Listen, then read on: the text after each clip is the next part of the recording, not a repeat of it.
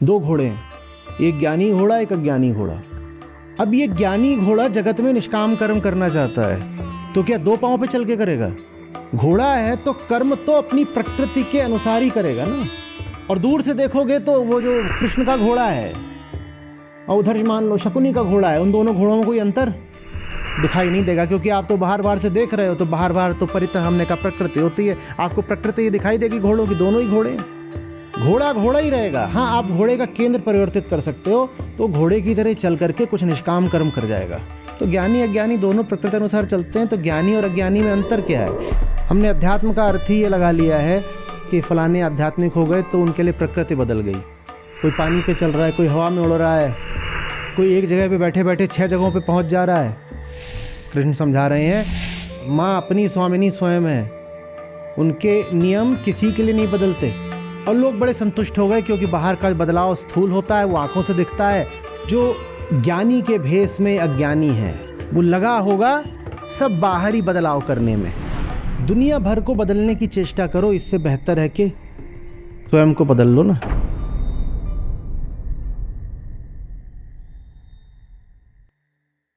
अभी मैं बाहर बैठ करके आप लोगों का गायन सुन रहा था, तो उसी में मैंने ऐप खोल ली, तो उसमें जो आज के श्लोक का काव्यात्मक अर्थ है वो संस्था ने पोस्ट किया है। तो उस पर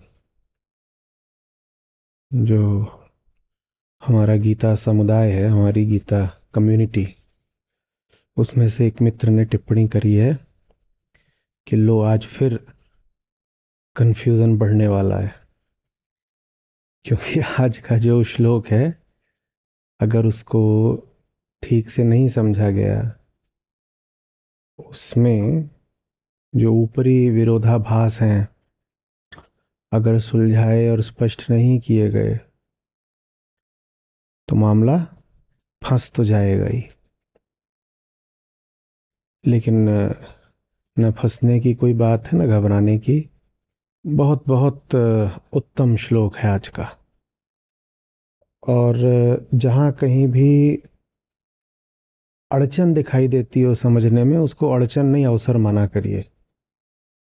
वो अवसर इसलिए है कि वो भीतर जहाँ कहीं पर गांठ थी, नासमझी थी, उसको खोलने के काम आएगा।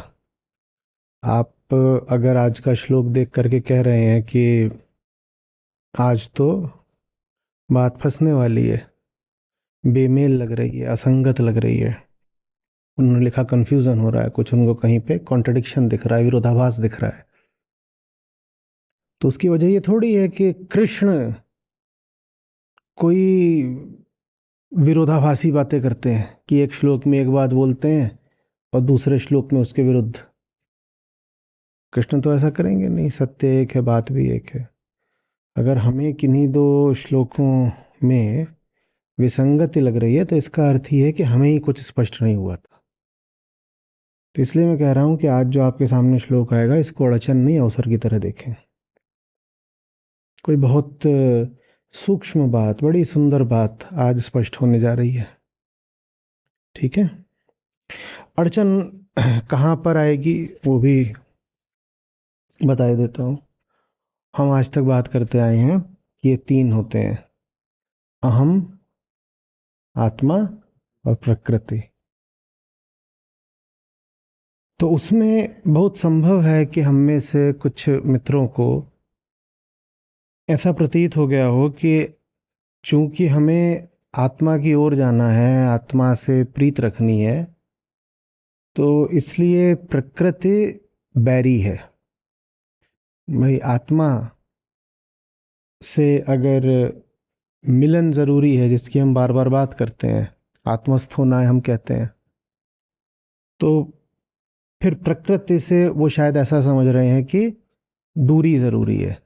पर ये जो आप समझ रहे हैं ना,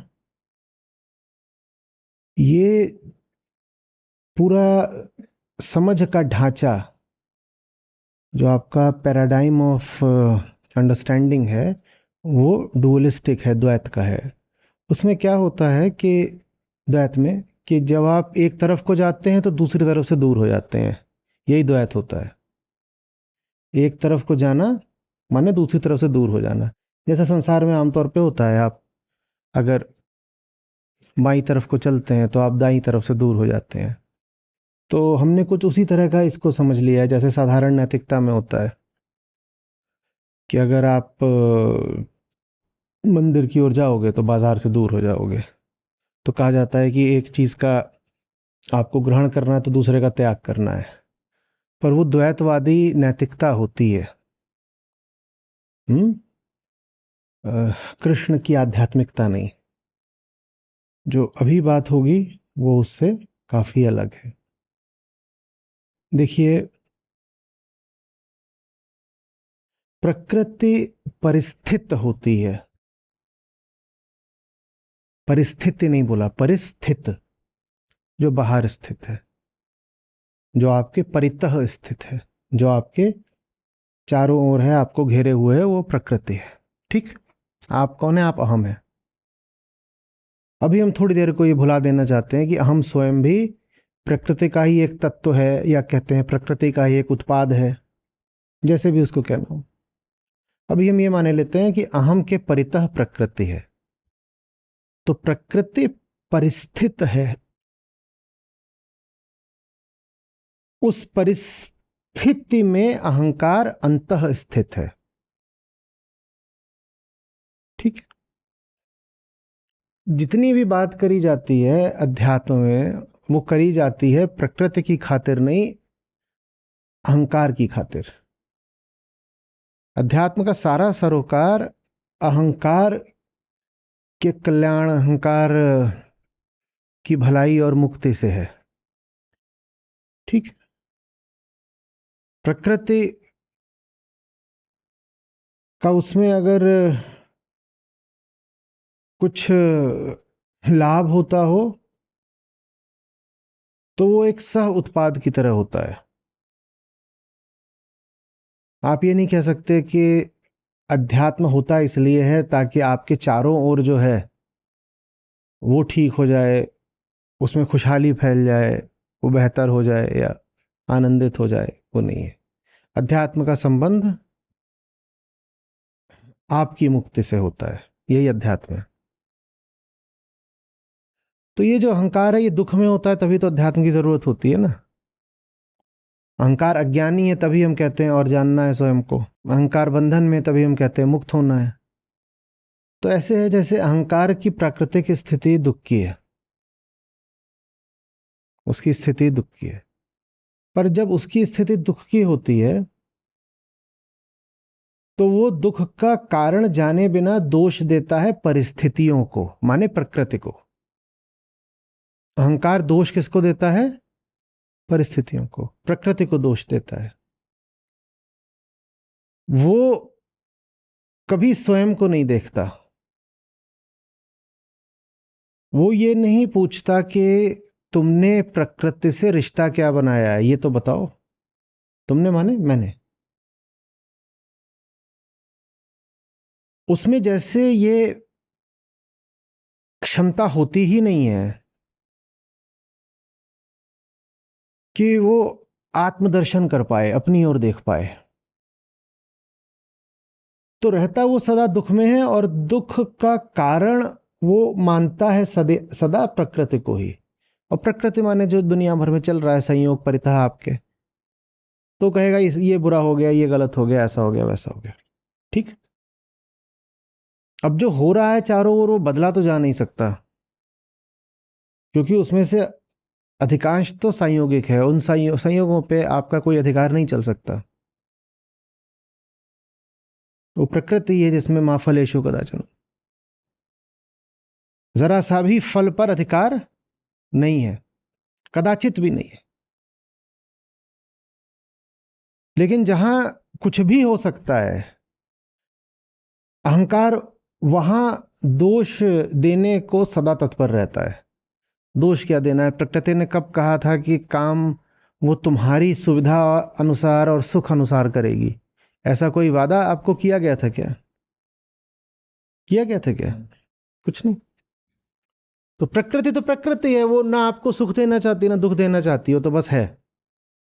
लेकिन आप सदा दुख में रहते हो, तो उसका कारण परिस्थिति नहीं, अंतःस्थिति है। उसका कारण अहंकार स्वयं है। तो दुख की हालत है तो कुछ तो बदलना पड़ेगा ना।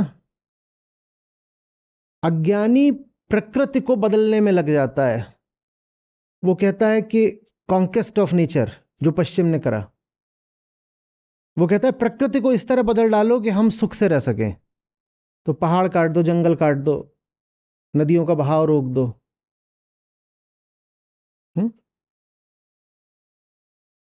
पृथ्वी को खंड डालो, अपने शरीर को भी बदल डालो। प्रकृति में जो कुछ भी तुम बदलाव ला सकते हो लाओ, ताकि दुख दूर हो। बदलो सब जो बाहर बदला जा सकता है, बदलो, ताकि किसी तरह सुख कि कुछ पल मिल पाए। भारत की वेदांत की दृष्टि दूसरी रही है। उन्होंने कहा है कि बाहर ये जो तुम बदलाव वगैरह कर रहे हो ना, ये बहुत दूर तक जाएंगे नहीं, क्योंकि तुम कितना भी बदल लो, मामला वहां फिर भी संयोगिक ही रहेगा। तुम्हारे सारे जो बदलाव हैं वो ऊपरी हैं। उन बदलावों से तुम्हारा दुख दूर होगा नहीं। तुमको अगर जानना है कि दुख क्यों है, तो ये जानो कि दुख किसको है, और उसको बदलो जिसको दुख है। दुख क्यों है जानना है, दुख मिटाना है, तो जिसको दुख है उसको जानो और उसको बदलो। बाहर के बदलाव से कुछ हासिल नहीं होना। बाहर तो जो है सो है, ठीक है। हाँ, ये अलग बात है कि जब भीतरी बदलाव आ जाता है, तब आप पाते हो कि भीतरी बदलाव के साथ साथ बाहरी बदलाव भी आने लग जाता है। आदमी भीतर से स्वच्छ हो जाए तो आप पाओगे कि उसके आसपास उसने अपना माहौल भी स्वच्छ कर लिया है। पर वो चीज भीतर से शुरू होकर बाहर को जा रही है। वहां बाहर जो बदलाव आया है वो भीतर आए बदलाव की प्रतिध्वनि जैसा है, कि आपने इधर से आवाज करी, उधर से गूंज वापस लौटी। वहां से आवाज किसी ने करी नहीं, आवाज आपकी, शुरुआत आपसे हुई है। तो वो दूसरी चीज है कि आंतरिक बदलाव आ गया, तो वही आंतरिक जो बदलाव है वो बाहर भी परिलक्षित होने लग गया। वो एक चीज है। और एक दूसरी चीज ये है कि कहो कि बाहर ही सब बदल लूंगा तो अपना भीतर भी बदलाव आ जाएगा। तो गीता आपको भीतर वाला रास्ता बता रही है, और भीतर वाला रास्ता कहता है कि तुम भीतर से निष्काम हो जाओ। तुम भीतर से निष्काम हो जाओ, उसके बाद जीना तो तुम्हें इसी जगत में ही है ना। अब दो तरह के यहां पर आपके सामने दृश्य आते हैं या उदाहरण आते हैं। एक ज्ञानी है, वो निष्काम हो गया। निष्कामता और ज्ञान एक ही बात होते हैं। तो जो ज्ञानी है वो निष्काम तो है ही। आत्मज्ञान और निष्काम एक साथ चलते हैं। तो वो निष्काम हो गया है, वो भरपूर कर्म करता है, खेलता है जगत में। वो इसी जगत में खेलेगा ना। और एक अज्ञानी है, वो घोर कामी है, वो भी इसी जगत में खेलेगा। ठीक, कर्म तो दोनों इसी जगत में करेंगे। कृष्ण आज एक बहुत सूक्ष्म बात कह रहे हैं। कृष्ण कह रहे हैं कर्म तो दोनों अपनी अपनी प्रकृति के अनुसार ही करेंगे, प्रकृति नहीं बदलने की। कर्म का केंद्र बदल सकता है,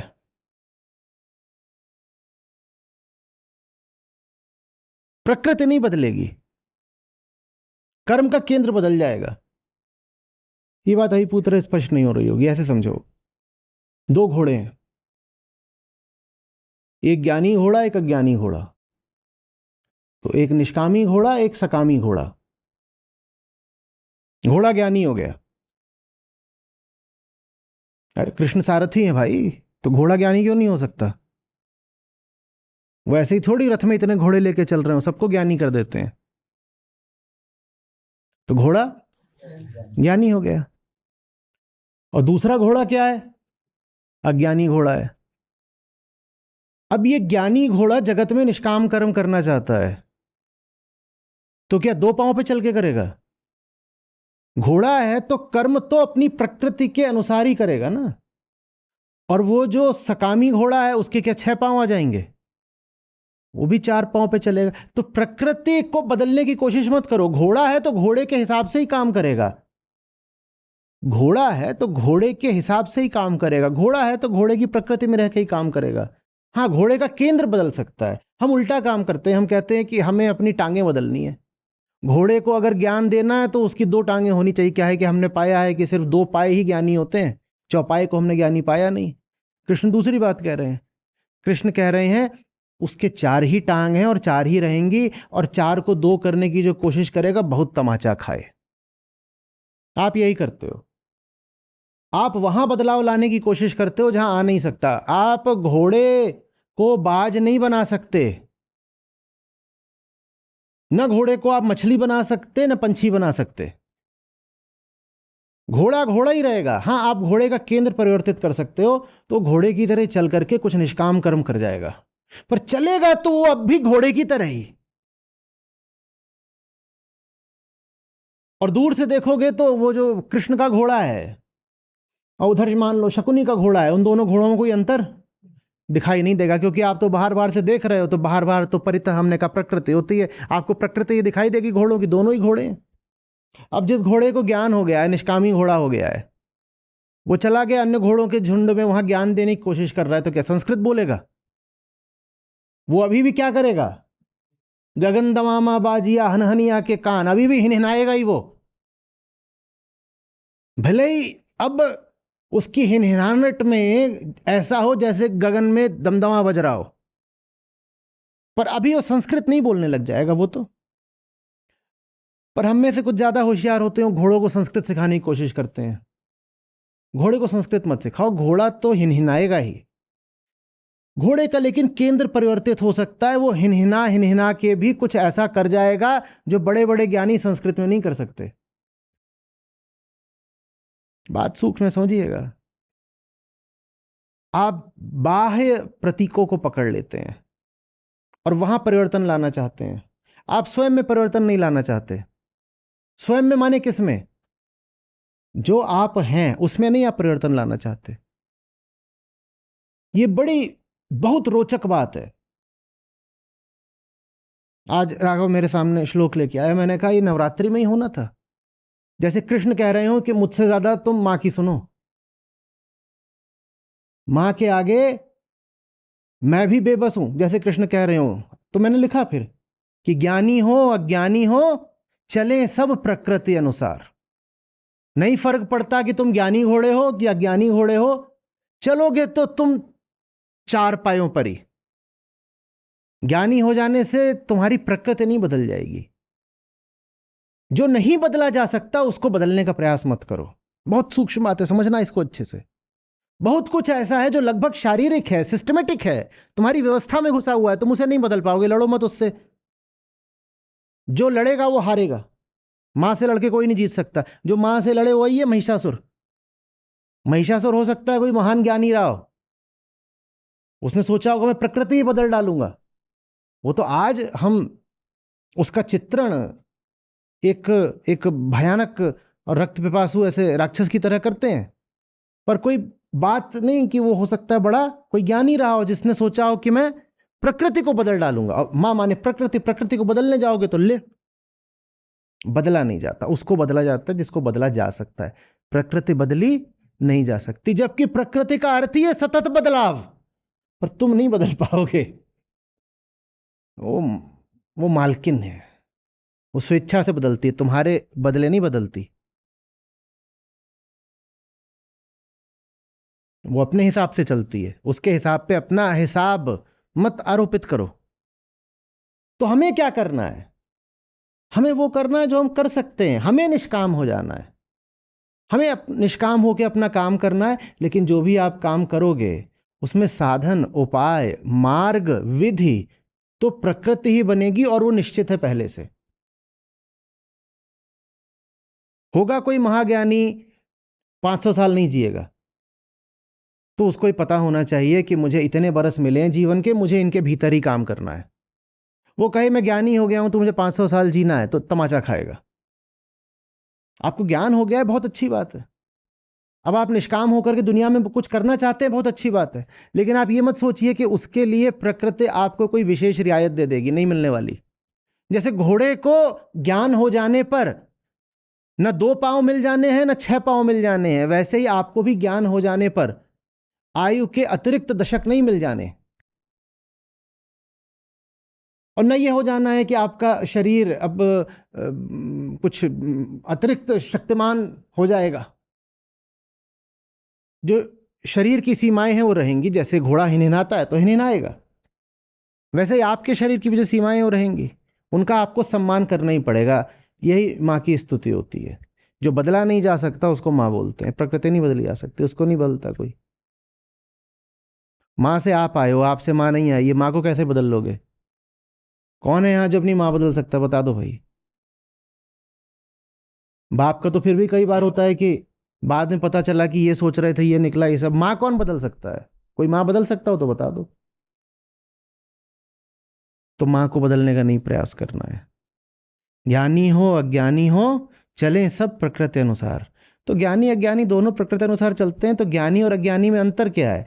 ज्ञानी प्रकृति में चलता है निष्काम होकर, और अज्ञानी प्रकृति में चलता है प्रकृति को भोगने के लिए। यह अंतर है।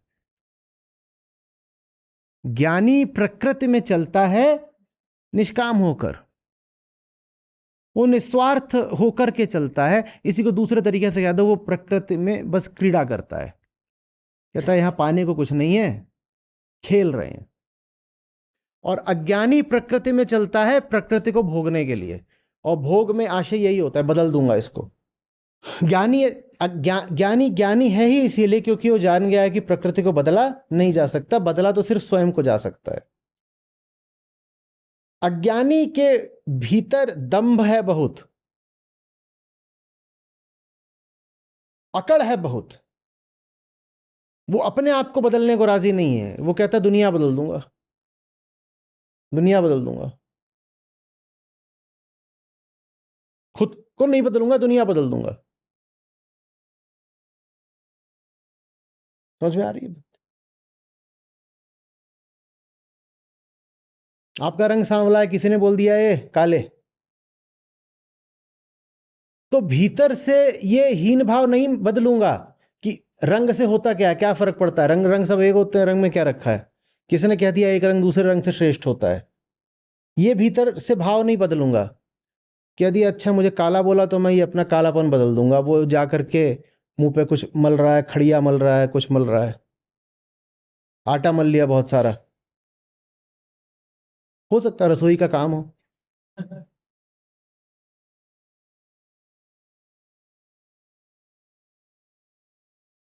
कुछ और बदलना था ना, क्या बदलना था?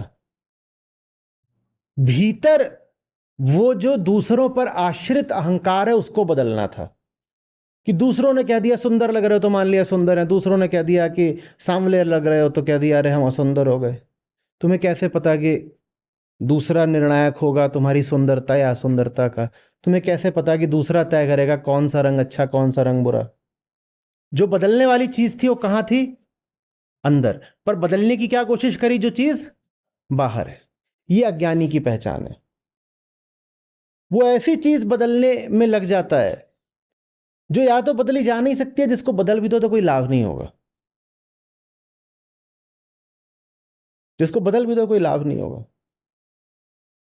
आप मोटे हैं, एक छोटा बच्चा आके आप पे चिल्ला गया है मोटे, उनको बड़ा मजा आता है, यही करते हैं, उन्हें दिख भर जाए कोई। मोटे नहीं बोले, कुछ बोल गया, गैंडा बोल गया, आपने उसको पीट दिया अच्छे से। बच्चा छोटा, आप पीट सकते हो। इससे आपके भीतर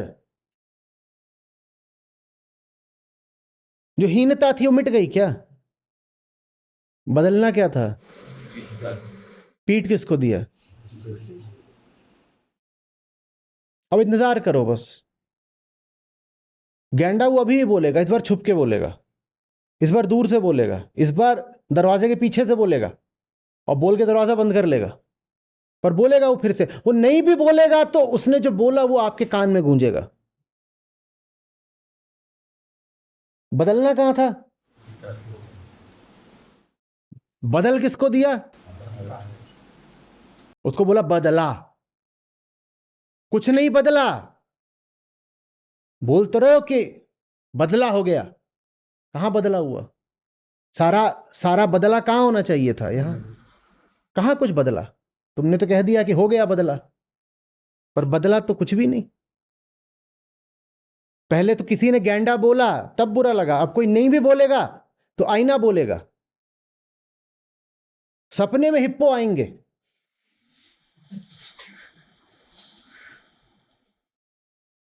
और राइनो उछल रहे हैं, कूद रहे हैं। समझ में आ रही है बात? बदलते दोनों हैं, एक स्वयं को बदलता है और मुक्त हो जाता है, दूसरा उसको बदलता है जिसको सचमुच बदला नहीं जा सकता, जिसमें बस सतही परिवर्तन लाया जा सकता है। और जितना वो बाहर की चीज को बदलने की कोशिश करता है उतना वो और बंधन में फंसता जाता है। ज्ञानी है ही वही जिसने प्रकृति को नमन कर लिया। कहता मां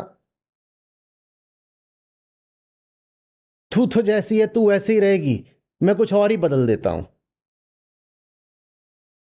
ये बहुत बड़ा सूत्र है, इससे बड़ा व्यवहारिक सूत्र नहीं होता। हम सब बदलाव चाहते हैं, हम सब ऐसी स्थितियों में जहां हमें दिखाई दे रहा है कि कुछ है जो बदला जाना चाहिए। माँ को बदलने की कोशिश मत करिए, माँ जैसी ही चलेगी। समझ रहे हैं प्रदीप जी? आप भी समझे, हम भी समझे। माँ है, माँ को बदलने की जिसने कोशिश की बहुत तमाचा खाए। हमें खुद को बदलना होगा।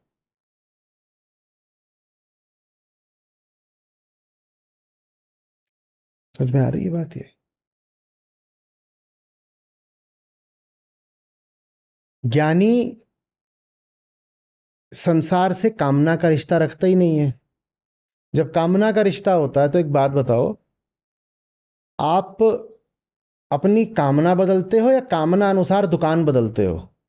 आप बाजार गए हो कामना लेकर के, आप बाजार गए हो कामना लेकर के, तो आप दुकान अनुसार अपनी कामना बदल देते हो या कामना अनुसार दुकान ढूंढते हो? इसे कहते हैं अपने आप को बचाना और प्रकृति में बदलाव ढूंढना। मेरी कामना पहले आती है ना, तो यहां नहीं पूरी होगी तो वहां, यहां नहीं यहां, यहां। और अगर मेरा बस चलेगा तो मैं इसी दुकान को पलट के वैसी दुकान बना दूंगा जिसमें मेरी कामना पूरी होती हो। यह अज्ञानी का लक्षण है, वो अपनी कामना पर चलता है। जब वो अपनी कामना पर चलेगा तो उसे जगत को ही बदलना पड़ेगा। जगत को ही बदलना जगत का भोग है। मैं जगत को ही बदल डालूंगा, स्वयं को नहीं बदलूंगा, क्योंकि भाई मैं कौन हूं? मेरी कामना। मुझे खुद को बदलना थोड़ी है, मुझे तो खुद में कुछ ठूसना है। मुझे तो जगत का उपयोग करके स्वयं को किसी तरह तृप्त करना है। मैं यहां खुद को बदलने नहीं आया, मैं यहां खुद को तृप्त करने आया हूं भाई। आप कहीं पे घुसे और आप हैं जबरदस्त लाशाहारी किस्म के,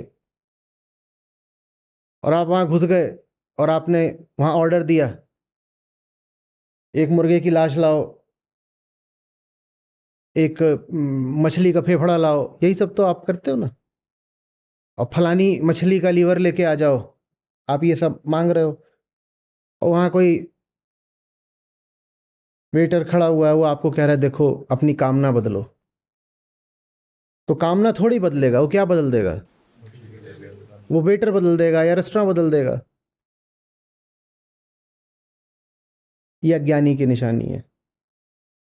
उसके लिए कौन सी चीज सत्य होती है? सत्य की निशानी वो जो बदल नहीं सकता। जो बदल ही नहीं सकता उसी को सत्य बोलते हैं ना। अज्ञानी किसको नहीं बदल सकता? कामना। तो अज्ञानी के लिए उसकी कामना ही सच होती है, नित्य होती है, कह दो उसका ईश्वर और भगवान होती है।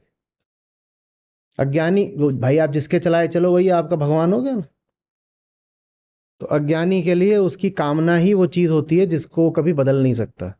सब कुछ बदल देगा अपनी कामना के लिए। मेरी कामना के लिए मैं सब कुछ बदल दूंगा, सर हम थोड़ी बदलूंगा।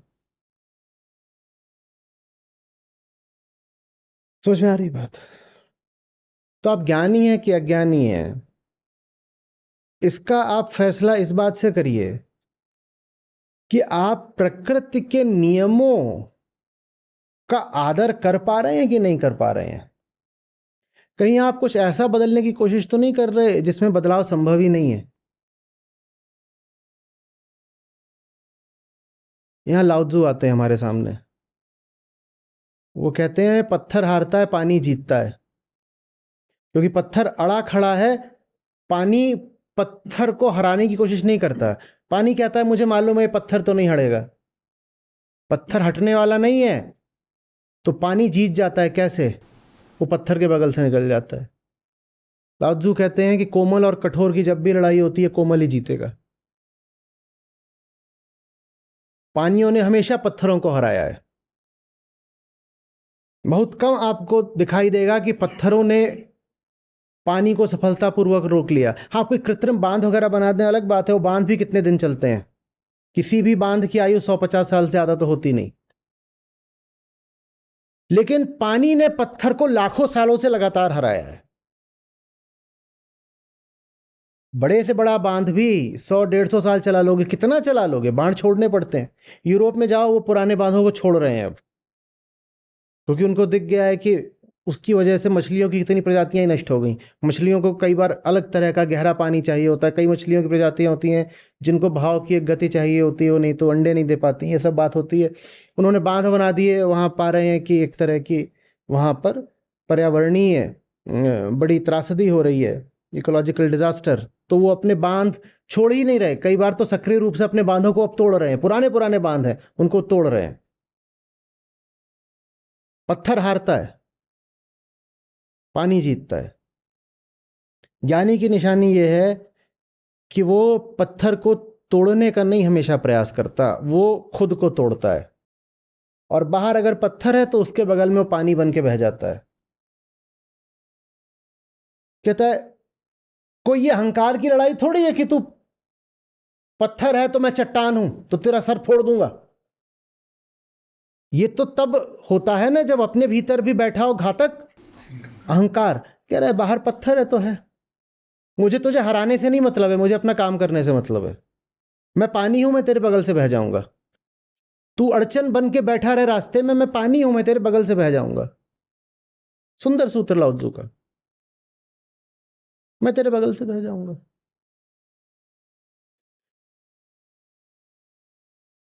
और बहते बहते ये पाया गया है कि पत्थर ही कट जाता है।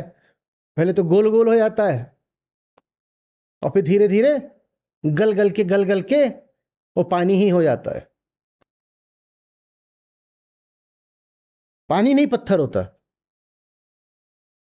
पत्थर पानी हो जाता है। देखो, पानी ने पत्थर को हरा दिया, और पानी का कोई इरादा नहीं था पत्थर को हराने का। पानी का इरादा नहीं था पत्थर को हराने का, पानी जीत गया। ये ज्ञानी की निशानी है। उसकी कामना थी ही नहीं ना, कामना होती तो पत्थर से भिड़ जाता। अहंकार होता तो उसे पत्थर से चोट लग जाती। उसके पास अहंकार है ही नहीं, पानी को चोट लगती नहीं। पानी पे डंडा मारो, क्या होता है पानी का? पानी पे बहुत जोर से डंडा मार दीजिए, क्या होता है? वो आधे पल के लिए ऐसे होता, फिर है ना, सोना सज्जन साधु जन टूट जुड़े 100 बार। उसमें पानी भी जोड़ दीजिए, पानी पे लठ मारो तो टूटता तो है, और टूट के फिर तुरंत जुड़ जाता है। और फिर बदला लेने नहीं आता। वो कहता है हम जैसे पहले थे वैसे फिर हो गए, हमारा कोई नुकसान तो हुआ नहीं, तो हम तुमसे बदला क्या लेने आए? बदला तो तब लेना जब हमारा कुछ बिगड़ा हो।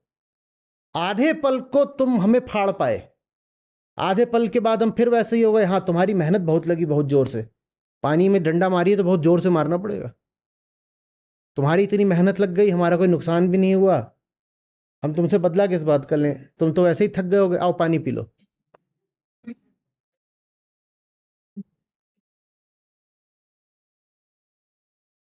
समझ में आ रही है बात?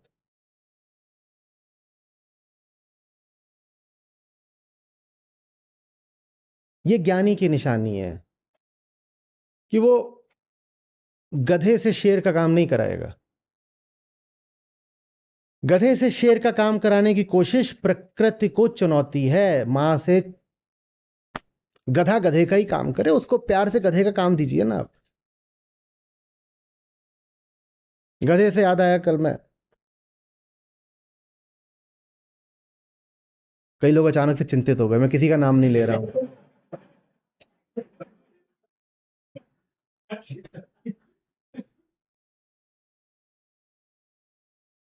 कल मैं कुछ सुन रहा था, तो वो उसमें एक गधे को कहीं मरा हुआ शेर मिल गया। बहुत दिनों से मरा रहा होगा तो उसकी खाल निकल आई थी एकदम। गधे को मौज आ गई।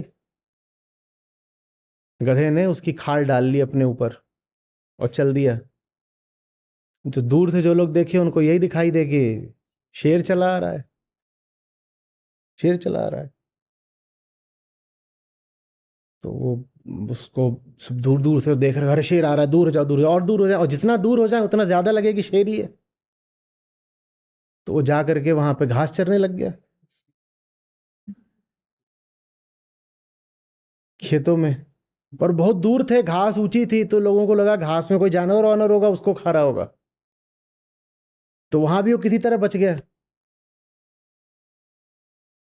लेकिन घास ऐसी मस्त उसने खाई, आज कोई टोक भी नहीं रहा उसको, लोग दूर खड़े, कोई डंडा नहीं मार रहा। ऐसी उसकी मौज आई कि उसने ये आसमान की ओर मुंह किया और ढैंचू, छोटा मोटा ढैंचू भी नहीं, ऐसा ढैंचू कि 10 गांव तक ढैंचू, बहुत पिटा, भयानक।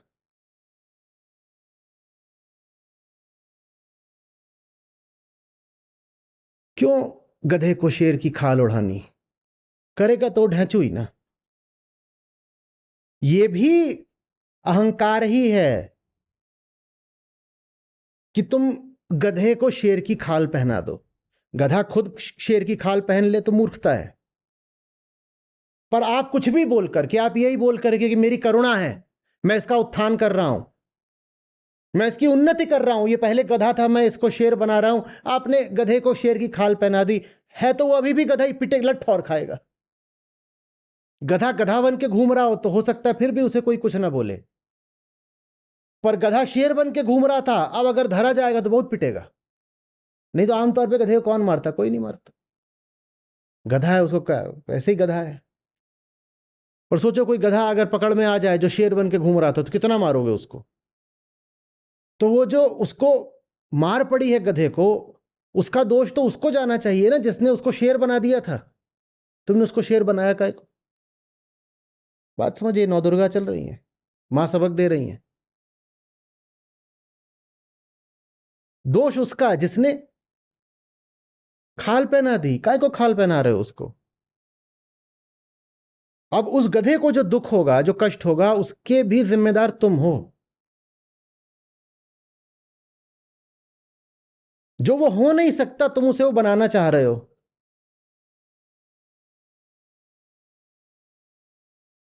क्यों? क्योंकि कहीं ना कहीं तुम्हारा अपना अहंकार है, तुम्हारी अपनी कामना है। तुम मां का सम्मान नहीं कर पा रहे हो। तुम नहीं देख पा रहे हो कि ये जो परिवर्तनशील प्रकृति है, इसके ये 3 गुण अपरिवर्तनीय हैं।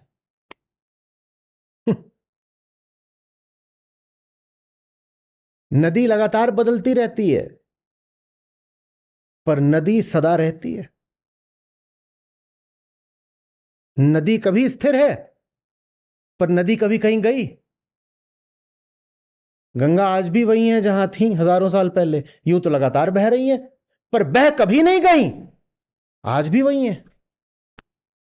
ये सूत्र जिसको समझ में नहीं आया वो बहुत तमाचा खाता है।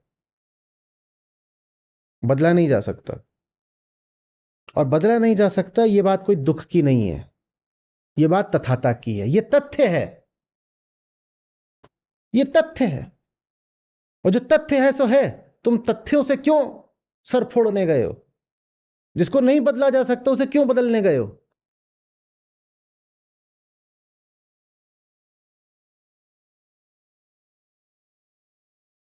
समझ में आ रही है?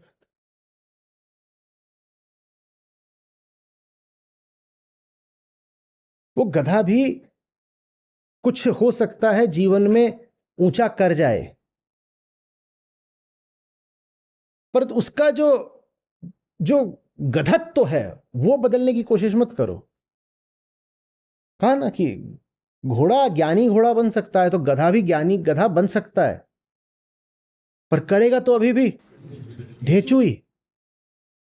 शेर मत उसको घोषित कर देना, कह देना ज्ञानी गधा है। अब ठीक है, अब ये ज्ञानी गधा हो गया, ये अच्छी बात है, गधे को ज्ञानी गधा बना दिया, पर गधा रहेगा तो गधा। ये मां का आदेश है, गधा गधा ही रहेगा,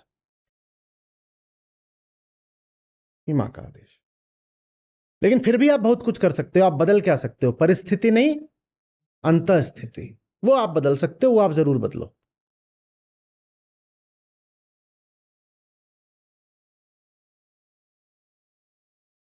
शायरी हमारा दिमाग खराब कर देती है ना। हौसलों से उड़ान होती है, पंखों से नहीं। अरे बिना पंखों के तुम, मैं दे रहा हूं हौसला तुझे, दे रहा हूं, तेरे पंख नहीं तो उड़ के दिखा। कुछ ऐसे करके एक शायरी चलती है, वो कुछ था उसमें कि फलाने में नहीं फलानी चीज में जान होती है, और पंखों से नहीं हौसलों से उड़ान होती है। ये मां को चुनौती दे रहे हो तुम, ये मां को चुनौती देने वाली बात है। तुम्हारे पास अगर खरगोश हैं तो उनसे वो काम कराओ जो कर सकते हैं। तुम उनसे कहो कि तुम चील बन के उड़ जाओ, हौसलों से उड़ान होती है। तुम कितना भी हौसला दे दो, बेचारे उड़ थोड़ी सकते हैं, मर जाएंगे। ज्यादा उड़ाओगे, बोलोगे इतनी जोर से उछल के, तो कुछ देर तो उछलेगा, थोड़ा और उछलेगा, थोड़ा और उछलेगा, फिर मर जाएगा।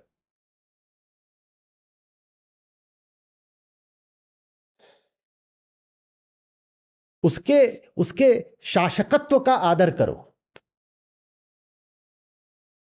और वो शशक रहते हुए भी बहुत कुछ कर सकता है, बहुत ऊंचा बहुत अच्छा कुछ वो कर सकता है। ऐसे ही थोड़ी खरगोश है वो, एक से एक जलवे होते खरगोशों के। तुम देखो खरगोश रहते हुए वो क्या कर सकता है, और उसमें उसको लगने दो, इसी में उसका कल्याण है। खरगोश से कहो कि तुझे चील बनना है, बाज बनना है, भेड़िया बनना है, वो क्या बने? कुछ नहीं, खरगोश भी नहीं रह जाएगा।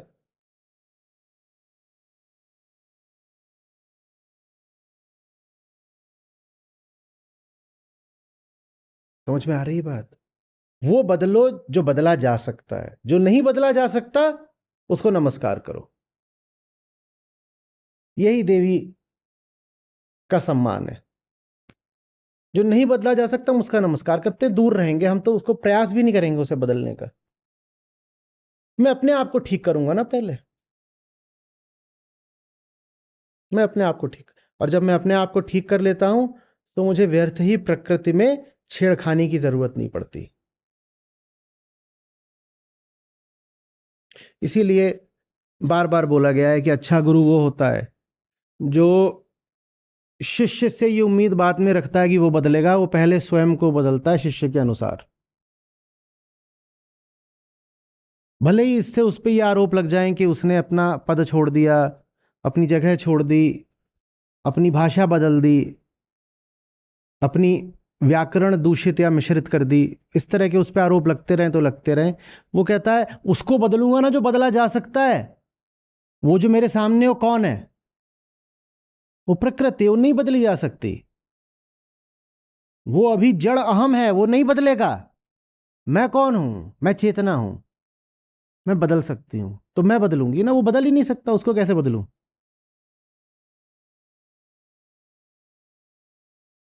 यार, वो जिस भाषा में समझेगा मैं उस भाषा में समझा देता हूं। वो जिस समय समझेगा मैं उस समय समझा देता हूं भाई। आज मैं कोशिश कर रहा था 10 बजे से शुरू कर दूं, तो कुछ रात का समय तो सब पशुओं के सोने का होता है ना। नहीं, मैं ये नहीं कह रहा हूं कि जो सो गया रात में पशु है, पर अब आप कहोगे ऐसे तो रात में उल्लू भी जगते हैं, तो आप रात में जगते हो तो आप उल्लू हो, तो बराबर की बात हो गई।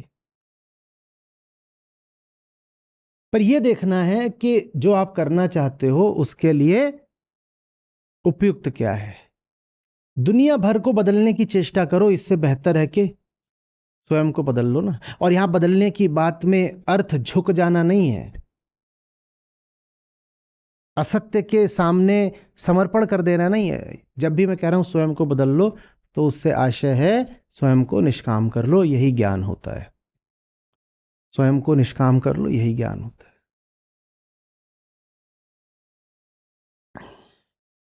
ये बहुत चलता है, रूमी से है कि पहले मैं अज्ञानी था तो मैं दुनिया को बदलना चाहता था, अब मैं ज्ञानी हो गया तो मैं स्वयं को बदलना चाहता हूँ। सुनने में बड़ा मीठा लगता है, इसका अर्थ दूर तक जाता है, अर्थ भी जरूरी है।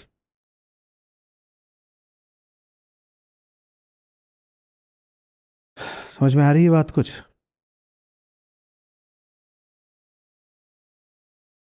साफ साफ देखो कि कौन सी चीज है जो जड़ है और क्या है जो चेतन है। श्री कृष्ण भी पिछले ही श्लोक में कह रहे थे, जो जड़ है अब उसको बदलने का प्रयास मत करो। उसके प्रति क्या भाव रखना हमने कहा था? उपेक्षा। जो जड़ हो गया उसको क्या बदलोगे?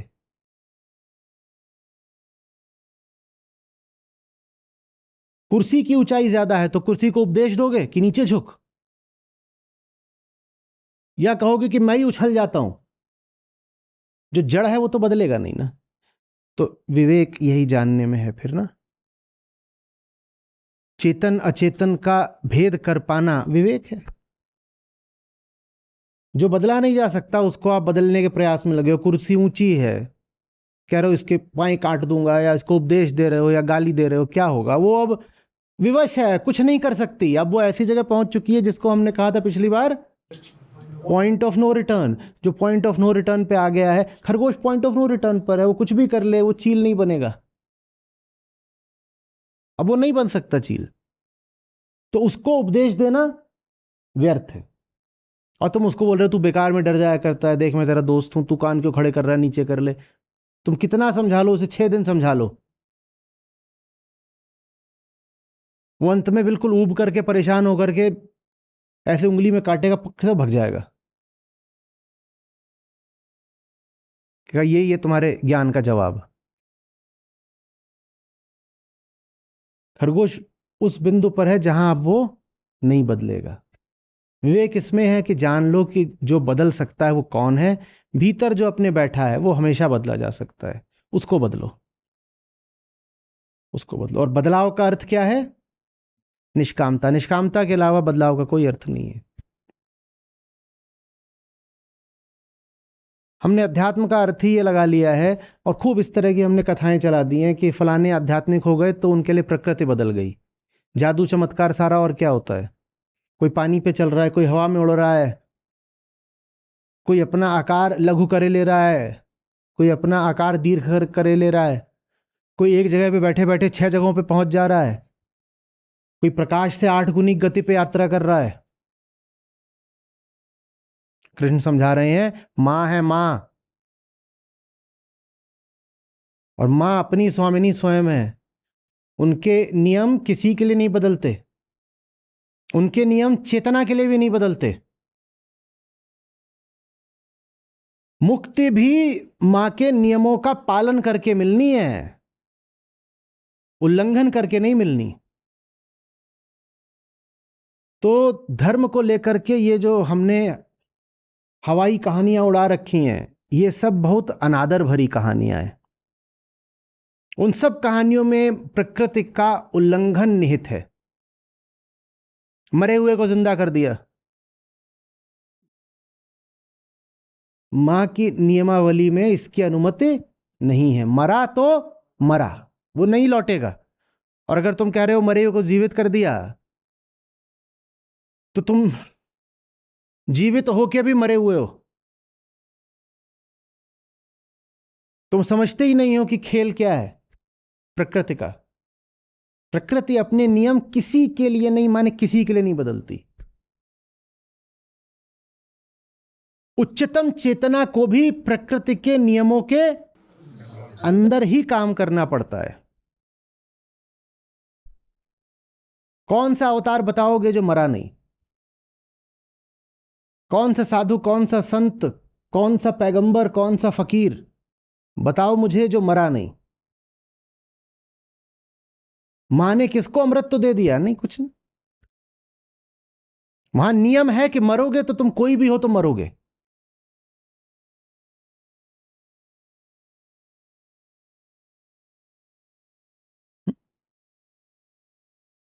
तो इसको समझना, जो है उसको बदलो नहीं, जो है उसी का निष्कामता से उपयोग करना सीखो। बहुत जबरदस्त बात है ये।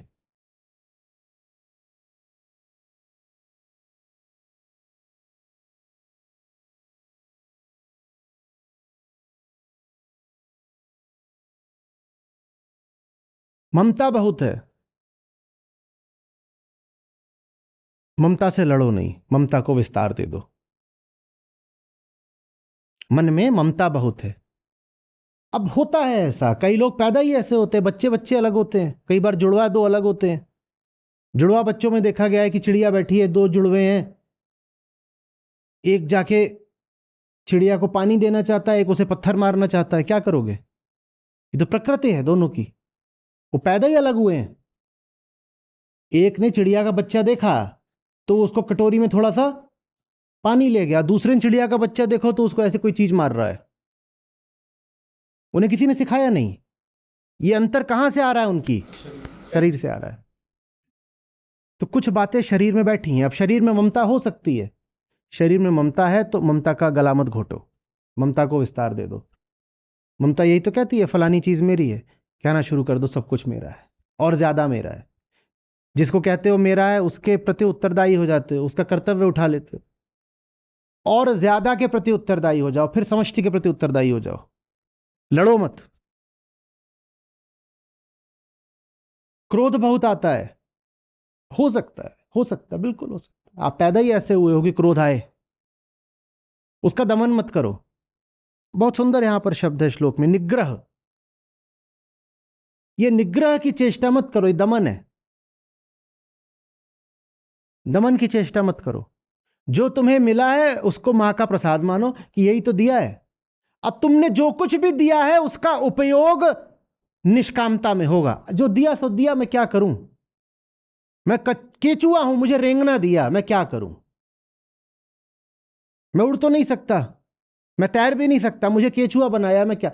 तो मैं वो सब कुछ जो मुझे केचुआ होते मिला है उसको मैं अर्पित कर दूंगा निष्कामता में।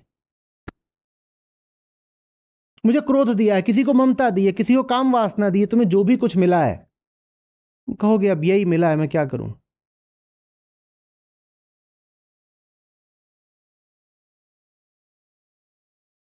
जो मिला है उसका संसाधन की तरह उपयोग करो। जो मिला है उसका उपयोग अपने लिए नहीं, निष्काम होकर के परमार्थ के लिए करो।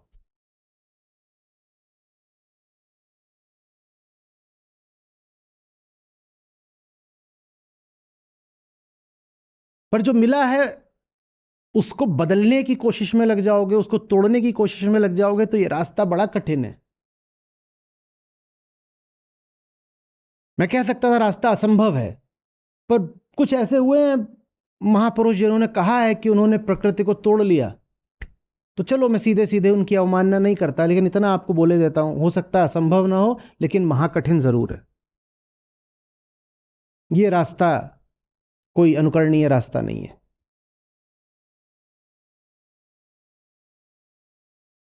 आपको एक युद्ध लड़ना है, आप उसी हथियार से तो लड़ोगे ना जो आपको दिए गए हैं।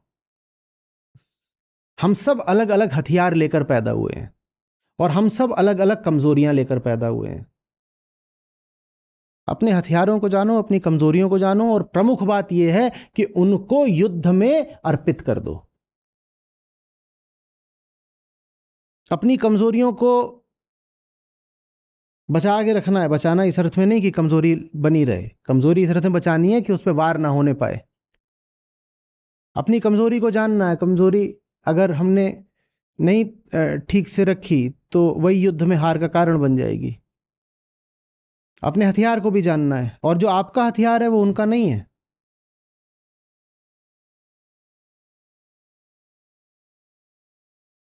जिस तरीके से विभीषण काम आ सकते थे वैसे हनुमान तो नहीं काम आए, और जैसे हनुमान काम आए वैसे जामवंत नहीं काम आए, पर सब अपने अपने तरीके से राम के काम आए। आपको जो भी तरीका दिया है माने उस तरीके से राम के काम आना है। देखो कि आपके पास कौन सा तरीका, आप क्या कर सकते हो। लेकिन ये बात बहुत सूक्ष्म हो जाती है, क्योंकि ये ना हो जाए कि वो तरीका बचाने की आड़ में आप अहंकार को बचा ले जाओ। फिर मामला जो है बहुत सूक्ष्म है। हाँ, कि मैं क्या करूं, आचार्य जी आपने बोल तो दिया कि मैं तो हूं ही प्रकृति से आलसी, तो अब मैं अपना आलस बदलने की कोशिश थोड़ी करूंगा। नहीं नहीं नहीं, तुम ये प्रकृति से आलसी नहीं हो, तुम चुनाव से आलसी हो। हमने कहा है जो बदला जा ही नहीं सकता उसको मत बदलो, पर जो बदला जा सकता हो तो बदलना है ना। आलस ऐसी चीज नहीं है कि तुम बदली नहीं जा सकती। खरगोश बाज नहीं बन सकता और तुम आलस नहीं छोड़ सकते, ये दोनों बातें समानांतर नहीं है। खरगोश नहीं बन सकता बाज, स्वीकार कर लिया, पर तुम कहोगे वैसे ही ठीक जैसे खरगोश नहीं बाज बनेगा वैसे ही मैं कैसे आलसी से उद्यमी बन जाऊं, तो ये उदाहरण एक नहीं है भाई, ये हम नहीं मानते, ये कुतर्क है। समझ में आ रही है बात? तो अपनी गहरी वृत्तियों को देखना होता है, अपने अस्तित्व के उस हिस्से को देखना होता है जो शरीर ही है आपका।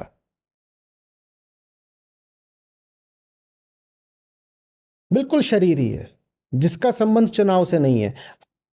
चुनाव से कैसे नहीं संबंध है, आपने चुना थोड़ी 5 उंगलियां। हम बार बार कहते हैं चेतना का अर्थ चुनाव, इसका मतलब जो चीज चुनी नहीं जा सकती उसको जान लेना कि ये चेतना के अधिकार क्षेत्र से बाहर की है। चेतना माने चुनाव। 5 उंगलियां चुनी थी, नहीं चुनी थी, तो यहां चेतना कोई काम नहीं है। तो अगर 5 उंगलियां आपको कुछ सीमाएं बता रही हैं तो उन सीमाओं के आगे सर झुका दो, वहां चेतना कुछ नहीं कर पाएगी। चेतना वहीं कुछ कर सकती है जहां चुनाव निहित हो, जो चीज आपने चुनी नहीं वहां चेतना कोई काम नहीं।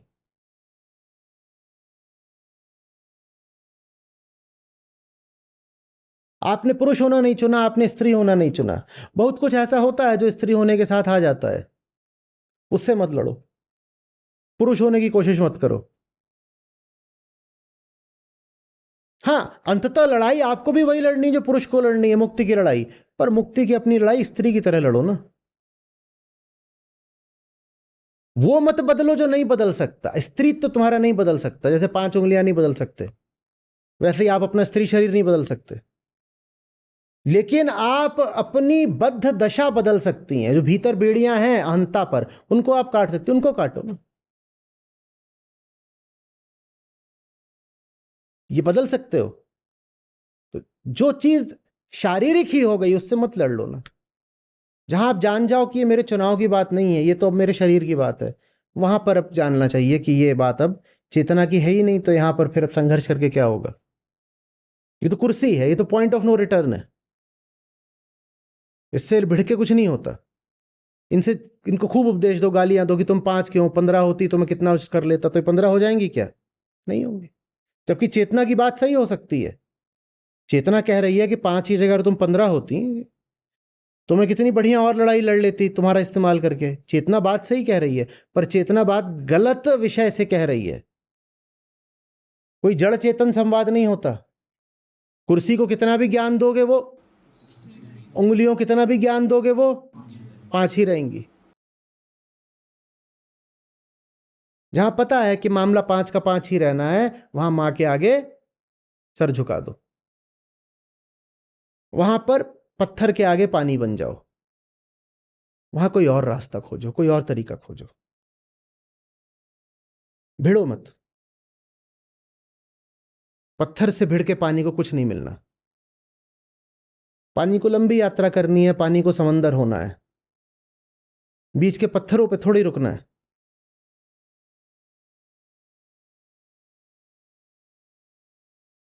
तो ज्ञानी को भी प्रकृति अनुसार ही कर्म करने होंगे। बहुत सूक्ष्म बात है, समझिएगा। प्रकृति नहीं बदलनी है, अपनी कामग्रस्त स्थिति बदलनी है, निष्काम होना है, हमें निष्काम होना है। उसके बाद आते हैं प्रकृति में बदलाव, निश्चित रूप से आते हैं, लेकिन वो आपकी कामना से नहीं आते, वो स्वतः आते हैं।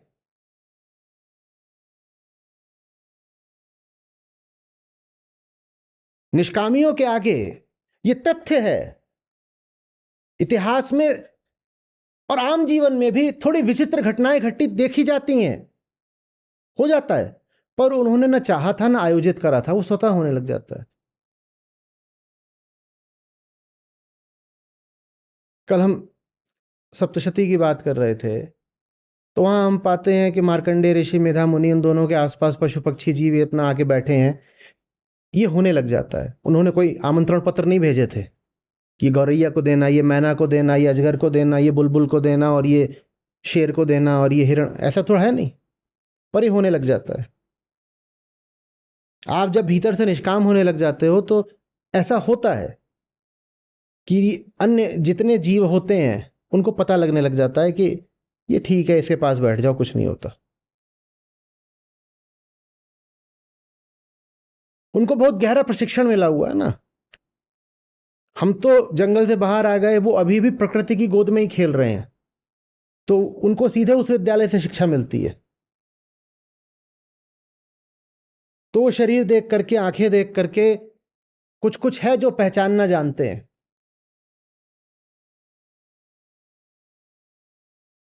मैं नहीं कह रहा कि ये कोई एग्जैक्ट साइंस है, ऐसा कुछ नहीं है। हमने ये भी देखा है कि कोई छोटा सा बच्चा हो जो किसी जीव की कोई हानि न कर रहा हो, उसको भी आके कई बार कुत्ते काट जाते हैं। तो ऐसा नहीं है कि ये जो पशु वगैरह हैं ये भले के साथ भले और बुरे के साथ बुरे ही रहते हैं। आप बहुत भले आदमी होंगे, जंगल चले जाओ, भेड़िया खा जाएगा, भेड़िया ये थोड़ी कहेगा कि संत आदमी है, नहीं खाऊंगा। लेकिन फिर भी अंतर आता है, और इसके तमाम अनुभव रहे हैं।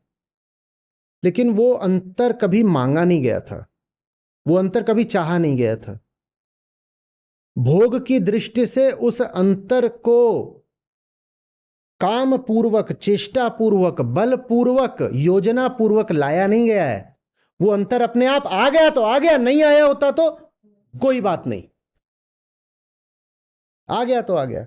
ये अलग बात है कि शायद 10 में से 6 या 7 मौकों पे वैसा कोई अंतर आ जाता है, सूक्ष्म होता है, जो देख पाए उनको ही दिखाई देता है, पर आ जाता है। समझ में आ रही है? लेकिन उससे हमारा कोई मतलब नहीं, आए तो आए, नहीं आए तो नहीं आए। हमें उधर अंतर लाना ही नहीं, हमें अंतर इधर लाना है, हमें अंतर इधर लाना है। तो ज्ञानी हो या अज्ञानी हो, चलते सब प्रकृति अनुसार। अंतर लेकिन दोनों में क्या है? वो प्रकृति में चलता है निष्काम होके, और वो प्रकृति में चलता है सकाम होके। तो वो प्रकृति को भी तोड़ता फोड़ता भोगता चलता है। और ज्ञानी जब प्रकृति में चलता है तो उसके चारों ओर एक सुरक्षा का और सुगंध का माहौल तैयार होता जाता है। उसे प्रकृति से अब कुछ चाहिए नहीं ना, वो प्रकृति की ओर से क्या हो चुका है? निराश हो चुका है। उसे प्रकृति से कुछ नहीं चाहिए। वो प्रकृति से अब आशा का रिश्ता नहीं रखता। आशा माने भोग, आशा माने उत्पीड़न, आशा माने शोषण। जिसने निराशा का रिश्ता रख लिया वो आदर से भर गया। आदर यही तो है, हम तुमको भोगेंगे नहीं, तुम्हारा शोषण नहीं करेंगे, यही निराशा है। जिससे आशा होती है आपको उसको भोगना पड़ेगा ना, इससे अब कुछ मिल जाएगा, यही तो आशा है। तो ज्ञानी भी प्रकृति में प्रकृति के अनुसार ही गति करता है, पर निष्काम होकर के।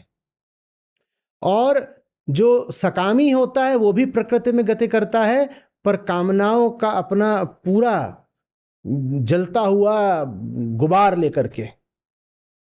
और भीतर जो आग होती है उसी से वो चारों तरफ आग लगाता चलता है, सब तबाह करता चलता है। समझ में आ रही है बात? ये कहां जियोगे? प्रकृति के अलावा कहां जियोगे? यहां देह से बाहर कूद के कौन सुन रहा है हमारी बात? बताओ। कृष्ण को भी अर्जुन को ज्ञान देना था तो देह में ही ला करके दिया उन्होंने, यह आकाशवाणी हुई थी। देह से बाहर यहां कौन है?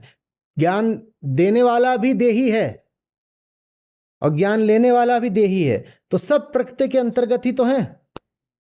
सबके सब प्रकृति की सीमाओं के अंदर अपना काम कर रहे हैं।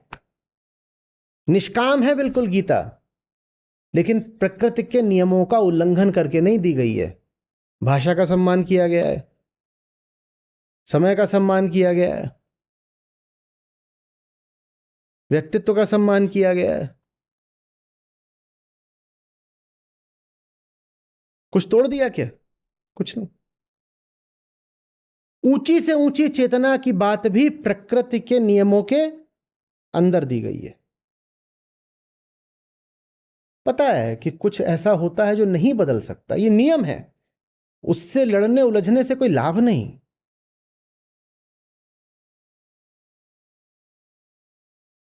समझ में आ रही बात? ये एक मैराथन धावक को देखा है, वो कैसा दिखाई देता है? एकदम सूखा, पूरा सूखा। आपको पता ना वो मैराथन धावक है तो आपको लगेगा ये बेचारा कुपोषण का शिकार है। ये जो 100 मीटर वाले होते हैं और जो मैराथन वाले होते हैं बहुत अलग अलग दिखते हैं। 100 मीटर वाले के आपको मांसपेशियां दिखाई देंगी, और ये जो एंड्योरेंस वाले होते हैं ये एकदम ऐसे लकड़ी हो जाते हैं। ठीक। शॉटपुट देखा है वो कैसे होते हैं? कैसे होते हैं? पेट भी निकला होता है कई बार। वैसे डिस्कस, ये कैसे होते हैं लोग सब? पर मैराथन वाला भी जीतेगा तो क्या लेके आएगा, और शॉटपुट वाला भी जाएगा तो दोनों अपने अपने तरीके से ला रहे हैं ना। अब उस पहलवान, और दोनों एथलीट भी कहलाते, अब उस पहलवान को बोल दो तू मैराथन दौड़, वो 1 किलोमीटर में बैठ जाएगा। और मैराथन वाले को बोल दो ये गोला फेंक, वो अपने टांग पे गिरा लेगा। लेकिन दोनों को सही जगह दे दो, दोनों को दोनों की प्रकृति के अनुसार काम करने दो, तो दोनों स्वर्ण पदक लेके आएंगे। अगर स्वर्ण पदक नहीं आ रहा तो इसका मतलब ये नहीं कि उन दोनों में कोई खोट है, इसका मतलब है कि आप उन दोनों से काम गलत करा रहे हो।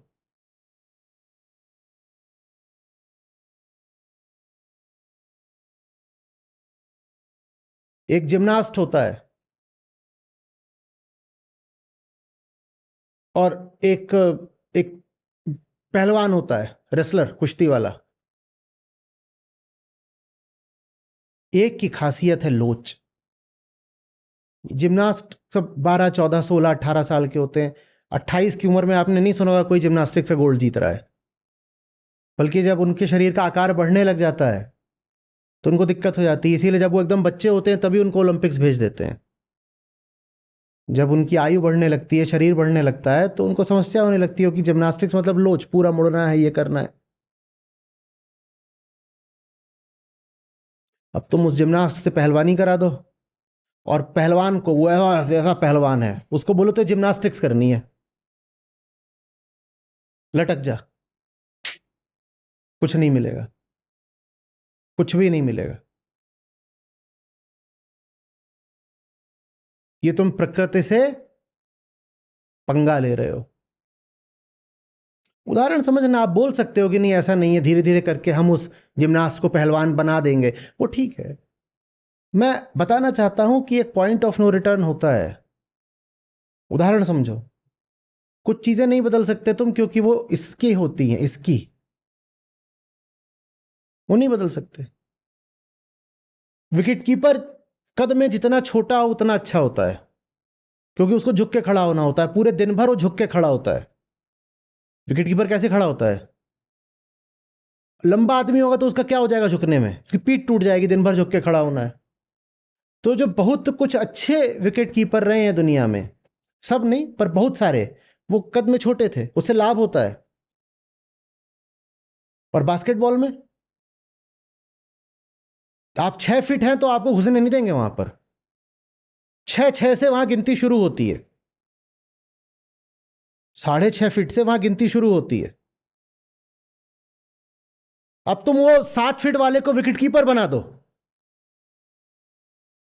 वो जितनी देर में झुकेगा उतनी देर में गेंद निकल जाएगी। यहां तो खट से नीचे आना होता है।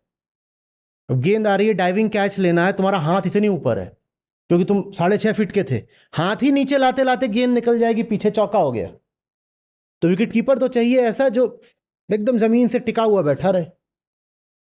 अब बास्केटबॉल वाले को तुमने विकेट कीपर बना दिया और इसको विकेट कीपर को खड़ा कर दिया वहां बास्केटबॉल में, वो लटक भी जाए बास्केट में तो भी बास्केट नहीं होगी।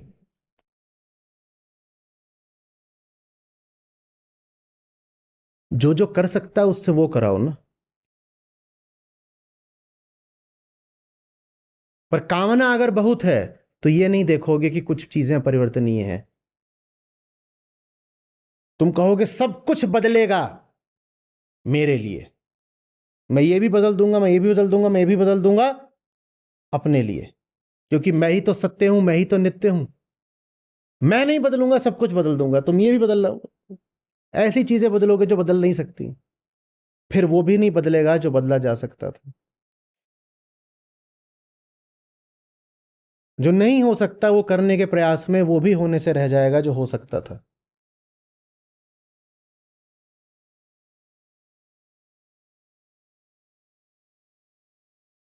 कृष्ण कोई आर्म चेयर थ्योरिटिशियन या फिलोसोफर नहीं है। कृष्ण युद्ध भूमि पर खड़े हैं, बहुत व्यवहारिक व्यक्ति हैं। वो आपको वो बात बता रहे हैं जिससे जिंदगी और मौत का फैसला होता है। किसी सभागार में छात्रों को संबोधित करते वो कोई प्रोफेसर नहीं है, या अपनी मित्र मंडली में बैठे वो कोई दार्शनिक नहीं है। ये युद्ध स्थल है भाई, यहां अभी लाशें बिछने वाली हैं। तो वो बहुत व्यवहारिक व्यक्ति हैं और वो बातें कर रहे हैं जो बातें चलती हैं, हवा हवाई बातें नहीं कर रहे, ये कर दो वो कर दो ऐसा है वैसा है।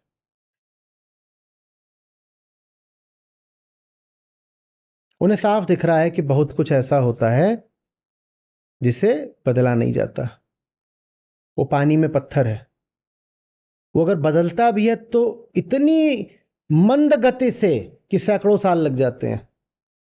पानी का पत्थर कोई एक दिन में गलता है? तो उस पर प्रयत्न व्यर्थ है। शकुनी हैं और ये सब हैं, ये वही हैं, पत्थर हैं। हम्म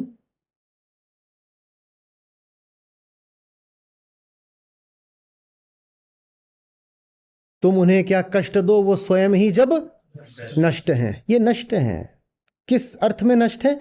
चेतना के अर्थ में नष्ट है। ये कुर्सी हो चुके हैं, इन्हें उपदेश देने से कोई फायदा नहीं। कुर्सी पे कोई बैठा होता तो उपदेश देते, कुर्सी पर कोई चैतन्य होता तो उसे उपदेश देते। कुर्सी पर कोई चैतन्य नहीं है, सिर्फ कुर्सी ही कुर्सी है, उसे क्या उपदेश दें?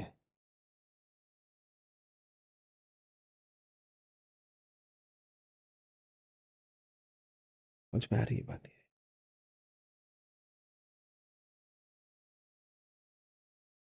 संघर्ष की हम बात करते हैं, युद्धस्व कहते हैं। युद्धस्व का मतलब ये नहीं है कि बाहर जाके बिजली का खंभा उखाड़ दिया, यहां से बाहर निकले और सब तोड़ ताड़ दिया बाहर एकदम। क्यों? वो बोले अंदर युद्धस्व, यहां तोड़ना है। और यहां जब तोड़ते हो तो बाहर फिर कुछ नव निर्माण होता है, वो सुंदर होता है।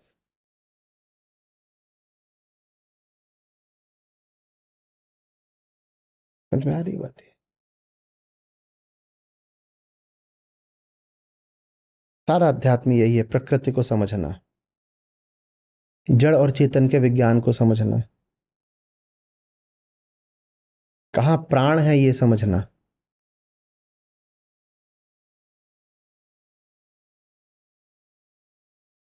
हम्म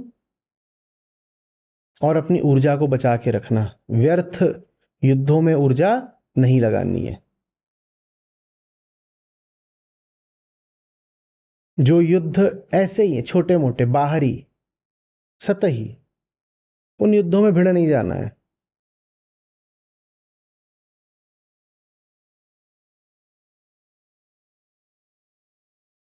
और एक तरफ तो जैसे संत कबीर एक तरफ तो कहते हैं कि भजन करे को आलसी खाने को तैयार। ऐसा लगता है ऐसे खाने की बड़ी वो भर्त्सना कर रहे हो कि तूने खाना क्यों खा लिया, खाना क्यों खा लिया। पर यह भी पता है कि भूखे भजन न होए गोपाला। तो क्यों अपने पेट से लड़ रहे हो? अपने पेट से लड़के कोई जीता है? तो फिर वही अन्यत्र कहते हैं संत कबीर साहब कि जब पेट में डमरू बजने लगे बिल्कुल, तो उसको वैसे ही रोटी डाल दो जैसे दरवाजे के कुत्ते को डाली जाती है। क्योंकि उसको रोटी नहीं डालोगे तो भौंकेगा बहुत जोर से। ये पेट भी कुत्ता है, इसको रोटी नहीं डालो तो ये भौंकता है। ये भौंकेगा तो तुम्हारा ध्यान भंग करेगा। तो इसलिए इसको रोटी डाल दिया करो, इससे लड़ने से कोई लाभ नहीं। ये ज्ञानी की पहचान है। वो जहां वो जान जाता है लड़ने से कोई लाभ नहीं, वहां नहीं लड़ता वो। उसे बड़ी लड़ाइयां लड़नी है। युद्धस्व का मतलब ये है, बड़ी लड़ाई। छोटी मोटी चीजों पे नहीं लड़ जाते हैं। अध्यात्म का मतलब ये सुबह 4 बजे उठ के नहाना है। अब ठंड आ रही है, सुबह 4 बजे नहाने गए थे, अकड़ गए वहीं पर। उसके बाद बिस्तर पे लिटा करके आयरनिंग करी जा रही है, प्रेस की गई तब पिघले। ये लड़ाई काहे को लड़ रहे हो सुबह 4? अरे तुम्हें आनंद आता है सुबह 4 बजे नहाने में, कई लोगों को आता होगा, नहा लो। और नहीं आता तो इससे कुछ नहीं हो गया, ये छोटी बात है। थोड़ी धूप निकल आए, नहा लेना तब अच्छे से, फिर धूप में बैठ जाना, क्या समस्या हो गई? तुम प्रकृति से जबरदस्ती उलझ रहे हो। तुम्हारा शरीर नहीं बना है जाड़े में 4 बजे नहाने के लिए। काहे को नाटक करना?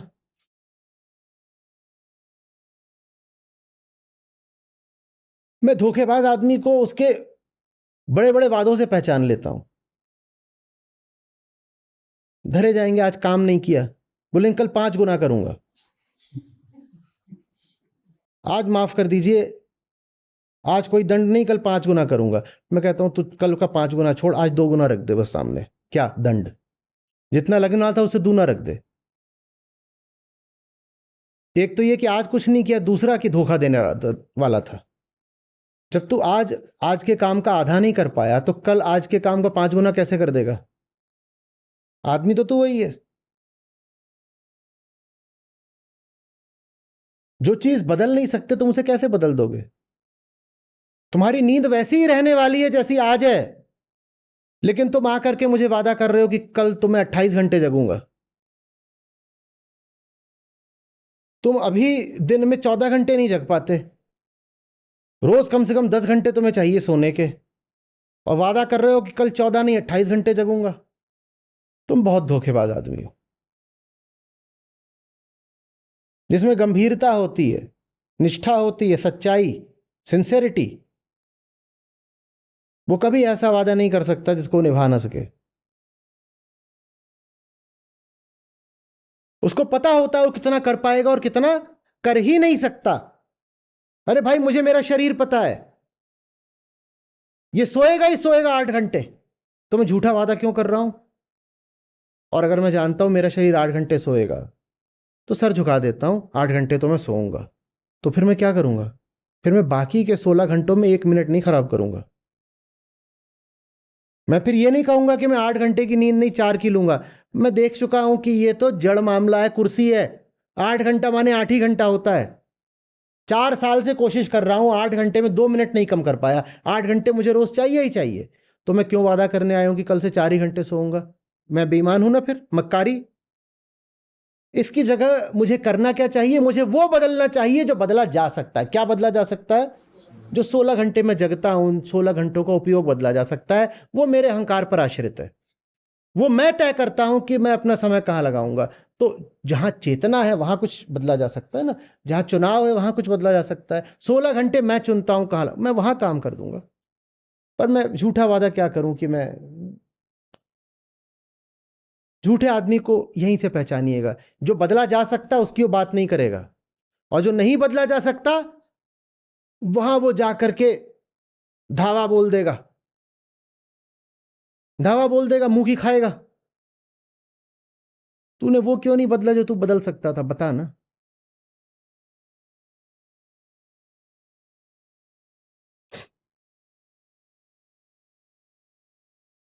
आज मैंने आपको जहर खिला दिया, कोई कल मैं अब 2 दिन तक खाना नहीं खाऊंगा।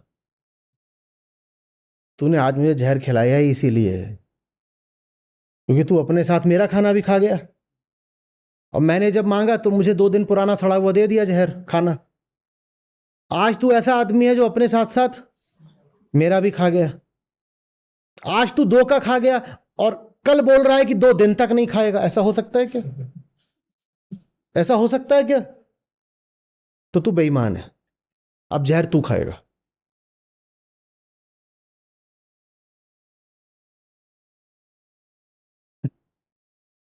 तुझमें ईमानदारी होती तू साफ बोलता कि देखिए, तो मैं जान गया हूं कि जब तक मैं एकदम परात भर के नहीं खाता तब तक मेरा चलता नहीं, तो वो मैं खा लूंगा, वो मैं अपना कर लेता हूं, उसके बाद लेकिन मैं जम के करूंगा।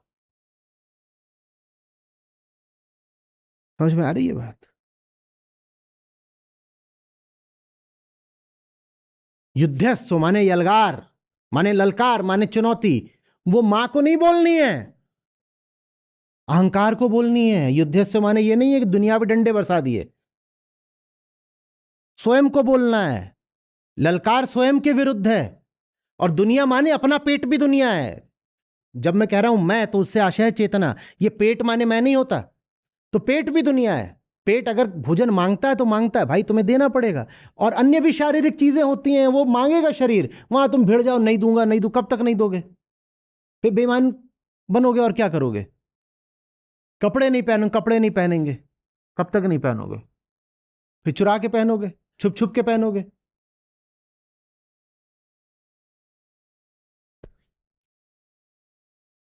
हुँ? ये कोई अध्यात्म नहीं होता, कपड़े नहीं पहनूंगा।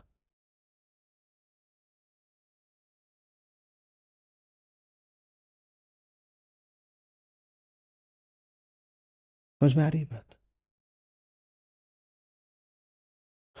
ये बहुत खेद की बात रही है कि दुनिया भर में, विशेषकर भारत में, अध्यात्म बाहरी बदलाव की चीज बन गया। और बाहरी अधिकांश वो बदलाव जो पहली बात तो लाए नहीं जा सकते, और अगर किसी कदर ले भी आओ तो उससे कोई लाभ नहीं होना है। और लोग बड़े संतुष्ट हो गए क्योंकि बाहर का बदलाव स्थूल होता है, वो आंखों से दिखता है, वो प्रमाण की तरह दूसरों के सामने भी रखा जा सकता है कि देखो हम ये बदलाव लेकर के आए, हम आदरणीय आदमी है, चलो पांव छुओ और पैसा दो, पैसा दो, हम आदरणीय आदमी है।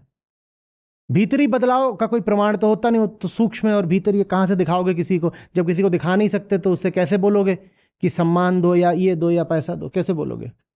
तो बाहरी बदलाव बहुत सारे ले आ दो। बाहरी बदलाव किसी का ये है कि बाल एकदम बढ़ा लिए, किसी का ये है कि बाल एकदम साफ कर दिए, किसी की मूछें बहुत लंबी होनी चाहिए, किसी की होनी ही नहीं चाहिए। कोई कम से कम 10 तरह के पहनेगा कपड़े, कोई पहनेगा ही नहीं। अब ये सब बातें बाहरी हैं, और ये परिवर्तन सस्ते हैं, और ये परिवर्तन प्रकट हैं। तो पहली बात तो सस्ते हैं, दूसरे प्रकट हैं, तो इनका लाभ मिलता है सबको दिखा करके। बाहरी क्या तुम दिखा रहे हो, ये कर दिया वो कर दिया? हम्म?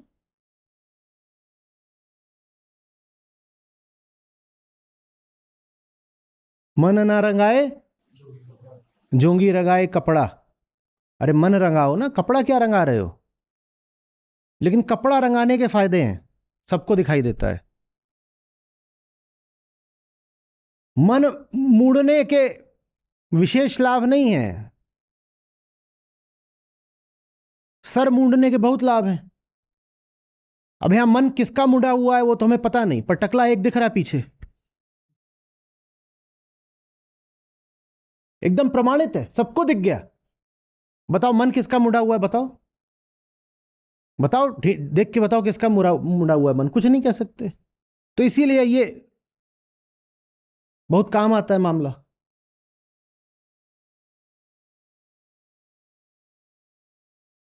तो ज्ञानियों ने कहा, मन को काहे न मूंढते जामे भरे विकार। यहां क्या था? जुएं थी जो सर मुड़ा के आ गए। विकार तो सारे कहां थे? मन में थे, उसको काहे नहीं मूंढते? आज कृष्ण यही समझा रहे हैं। यहां क्या करोगे मूंढ के? तो मां के दिए हुए बाल हैं, फिर आ जाएंगे। ये तो मां का काम है। तुम एक बार मूंढ दोगे, मां फिर खड़ा कर देगी बाल। वहां क्यों लड़ रहे हो? गलत जगह पंगा ले रहे हो।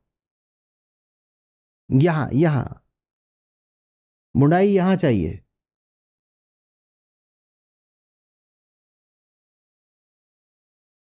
समझ रहे? तो जो ज्ञानी के भेष में अज्ञानी है, शेर की खाल पहन के गधवा, वही खेत वाला, उसको कैसे पहचानना है? ऐसे ही वो लगा होगा सब बाहरी बदलाव करने में, खाल डाल लेने में। शेर की खाल डाल लो बाहर बाहर से।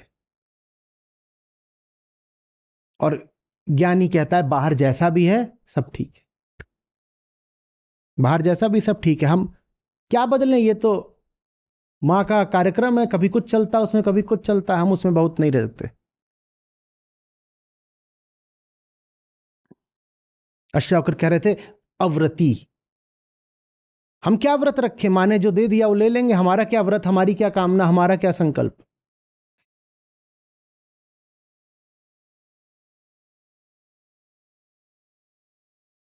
शायद नानक साहब के यहां से है या किन्हीं और संत की है कि एक बार तीर्थ पे जा रहे थे, या शायद सूफियों के यहां से है। तो बोले जब तक तीर्थ नहीं हो जाता तब तक खाएंगे नहीं, व्रत रख के चले। तो रास्ते में एक वृद्धा आ गई, वो अपने हाथ से घर से कुछ पका के लाई थी। बोली हम आपको बहुत जानते हैं, बड़ा प्रेम है, आपके लिए लाए हैं। बोले अच्छा माँ। तो वो आग्रह करने लगी, बोली नहीं हमारे सामने खाओ। तो अब उसको क्या बोलें कि हम तो मान के चले थे कि जब तक तीर्थ नहीं हो जाएगा तब तक खाएंगे नहीं। वो कुछ रहा होगा कि वो खड़ी हो गई, खाओ। तो खा गए।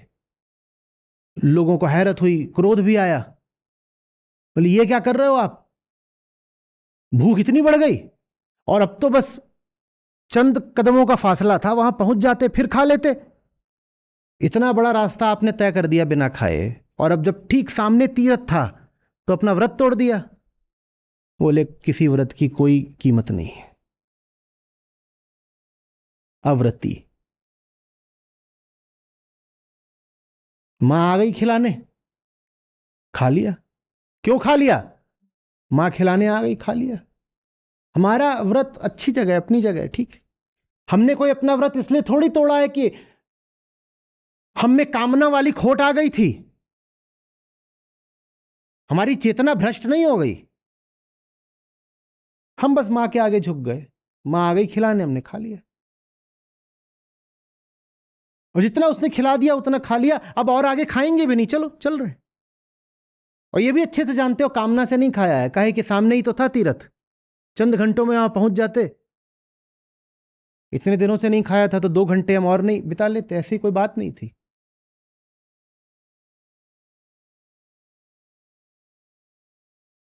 अव्रति ये ज्ञानी की निशानी है। वो प्रकृति के प्रति अव्रति हो जाता है। और इसको जो अधकचरे धार्मिक लोग होते हैं वो इसको अधार्मिकता समझते हैं। वो कहते हैं देखो इसमें संकल्प की कमी है, इसमें निष्ठा की कमी है। ये उसकी निष्ठा की कमी नहीं है, ये उसके ज्ञान का अतिरेक है।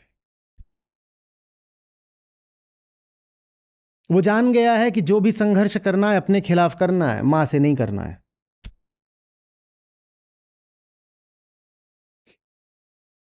मां में क्या दोष है कि मां से भिड़ूं? दोष तो मैं उस रिश्ते में है जो मैंने प्रकृति से बना लिया, ठीक। प्रकृति में क्या दोष है कि मैं प्रकृति से भिड़ रहा हूं? अंधे होके चले जा रहे थे, पेड़ से टकरा गए, कुल्हाड़ लेके पेड़ काट दोगे? अपने ख्वाबों की दुनिया में एकदम ऐसे बेसुध और जाके पेड़ से भिड़ गए। और लगे कुल्हाड़े के पेड़ काटने। प्रकृति में क्या दोष है? प्रकृति काय काट रहे हो? दोष कहां था?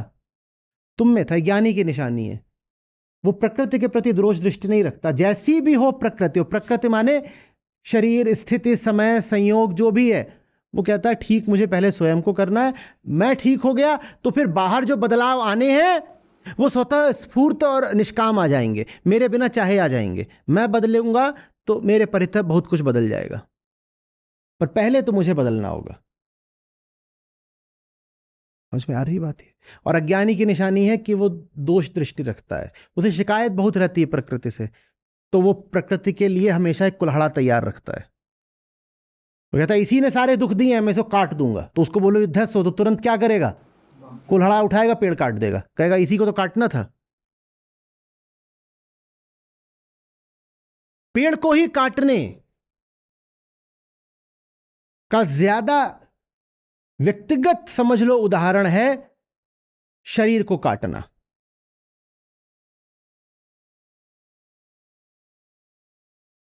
तो शरीर को सुखाना है, शरीर को तरह तरह के दंड देने हैं, ये करना है वो करना है। शरीर भी तो क्या है? प्रकृति ही है ना। काहे पीछे पड़े हो डंडा लेके शरीर के?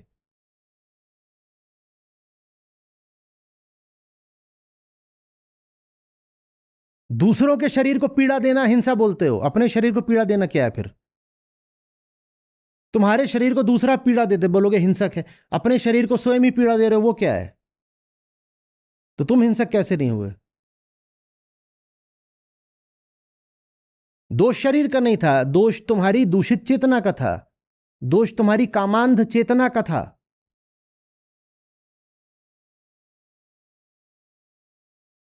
और दंड किसको दे दिया? शरीर को।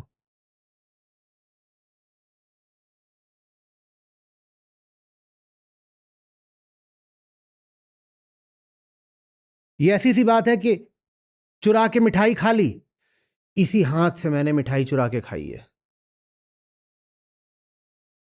लाओ रे चाकू लाओ। हाथ ने क्या करा है? बल्कि जो तुम्हारी पूरी चेतना है, तुम उसको माफी दिए दे रहे हो अपने हाथ को सजा देकर। एक आध दो दिन रुक जाओ, दूसरा हाथ भी काटना पड़ेगा, क्योंकि चेतना तो वही है जैसी पहले थी, फिर पांव भी कटेगा अभी। मिठाई जीभ ने खाई थी, हाथ पांव तो काट ही रहे हो, लगे हाथ उसको भी काटी दो जीभ को। और गर्दन से नीचे उतरी थी मिठाई, तो हम तो कह रहे गर्दन भी साफ ही करो, सब कुछ साफ कर दो, हाथ पांव गर्दन जबान, बस चेतना साफ मत करना। कभी दूसरों को सजा दे लो, कभी स्वयं को सजा दे लो, बस मन साफ मत करना। ज्ञानी की निशानी है वो सही युद्ध लड़ता है, और जब आप सही युद्ध लड़ते हो तो आप पाते हो प्रकृति से आपको सहयोग मिल रहा है। और जब प्रकृति के ही खिलाफ भिड़ जाओगे तो सहयोग कहां से लाओगे? प्रकृति तो उपाय है, संसाधन है, विधि है, रास्ता है। सही लड़ाई लड़ो तो प्रकृति सहायक हो जाती है।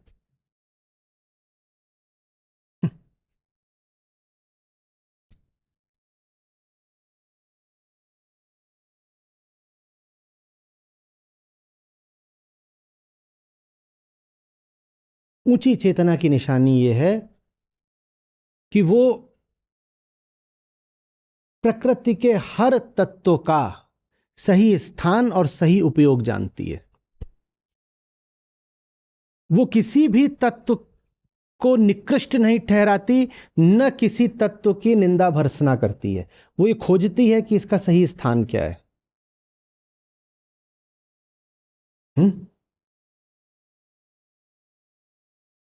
जूता सर पे रख लो तो टोपा नहीं बन जाएगा, लेकिन पाँव में पहन लो तो बहुत काम आएगा।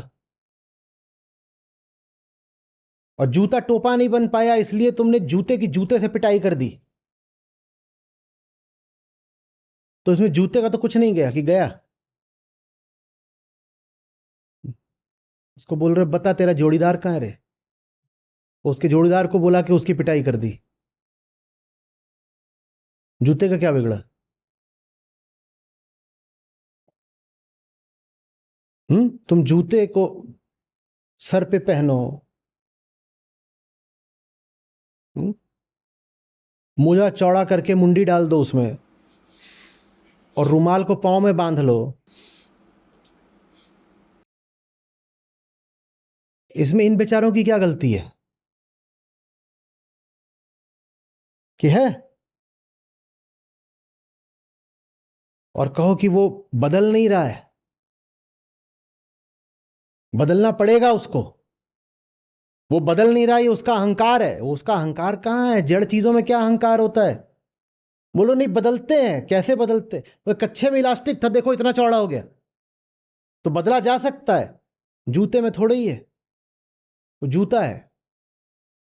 तुम कुछ भी कर लो, वो टोपा हैट नहीं बनेगा। ये बनेगा?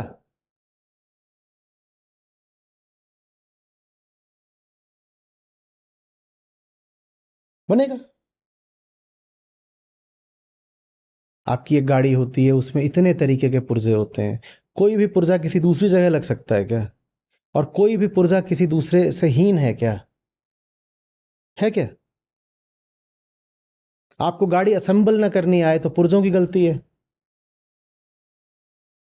कि है? व्हील की जगह स्टीयरिंग व्हील लगा दिया है,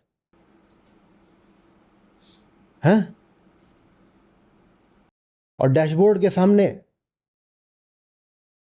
टायर, और उसको घुमा रहे हो जोर जोर से।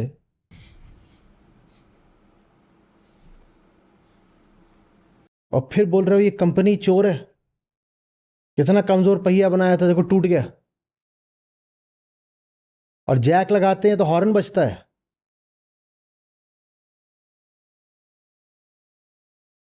इसकी क्या गलती है? वो सब जड़ हैं। वो वही कर सकते हैं जो वो कर सकते हैं। चेतना होती है बहुज्ञ, चेतना पॉलीमैथ होती है, वो बहुत कुछ कर सकती है। जो जड़ पदार्थ है वो अपनी जड़ता, अपनी संरचना, अपना संविधान नहीं बदल सकता। हम्म उनको ऐसे कह दो कि वो भी एक तरह से चेतन है, माँ के बच्चे हैं, और बस माँ ने जो बोल दिया उतना ही करते हैं। माँ ने क्या बोल दिया? Don't talk to strangers. तो उनके अब अपनी बुद्धि नहीं चलेगी। छोटे छोटे बच्चे देखे आजकल, दुनिया ऐसी हो गई कि माएँ उन्हें सिखा के भेजती हैं बाहर कि अजनबियों से बात मत करना, खासतौर पे अंकल जैसे जो लोग हों, इनसे नहीं बात करना। तो फर्क नहीं पड़ता आप कौन है, वो बच्चा, आप उसकी ओर जाएंगे वो पीछे हट जाएगा। Mama said don't talk to strangers, बस खत्म बात। ये सारे जितने जड़ पदार्थ हैं ये ऐसे ही। इनको ममा ने जो बता दिया ये बस वही करेंगे। कुर्सी को ममा ने बता दिया है क्या, तो कुर्सी रहेगी। आप उससे कुछ भी बोल दो, प्रेम कर लो, अनुनय विनय कर लो, ज्ञान दे दो, वो ये नहीं करेगी कि एक टांग ऊपर उठा दी और तीन टांग पे भाग चली। ऐसी कुर्सी नहीं मिलेगी आपको। आ रही बात समझ?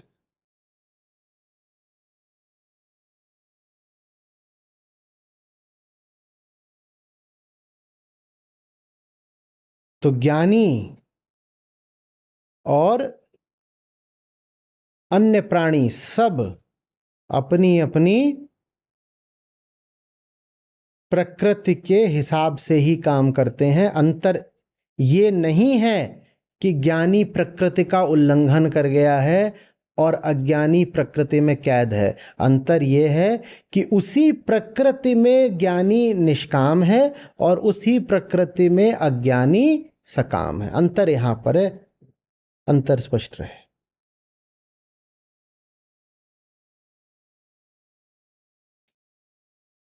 समझ में आ रही है बात? ये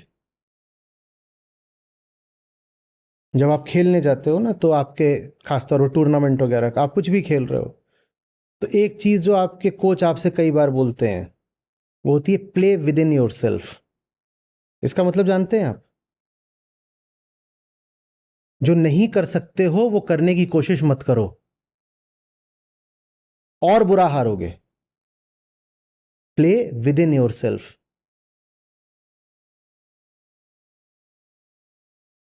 और कई बार जब आप अपनी सीमाओं का, अपनी प्रकृति का सम्मान करना सीख जाते हैं तो आप पाते हैं कि जीत गए। और जो अपनी प्रकृति नहीं जानते, अपनी सीमा नहीं जानते और ज्यादा कूद मचाते हैं, वो सबसे पहले हारते हैं। भाई तुम ऐसे खिलाड़ी हो ही नहीं जो गेंद को उछाल उछाल के छक्के मारे। तुम क्यों उछाल रहे हो? Play within your self. तुम जो अच्छा कर सकते हो वो करो ना। जो तुमसे हो ही नहीं सकता वो तुम करने की कोशिश करोगे तो तुम कहीं के नहीं रहोगे। धोबी का कुत्ता, न घर का न खाट का।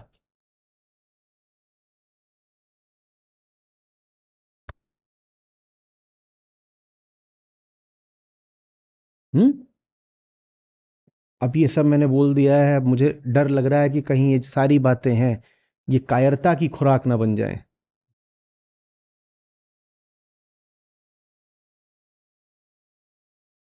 आचार्य जी ने तो बाहर की चीजों को चुनौती देने को मना करा है ना।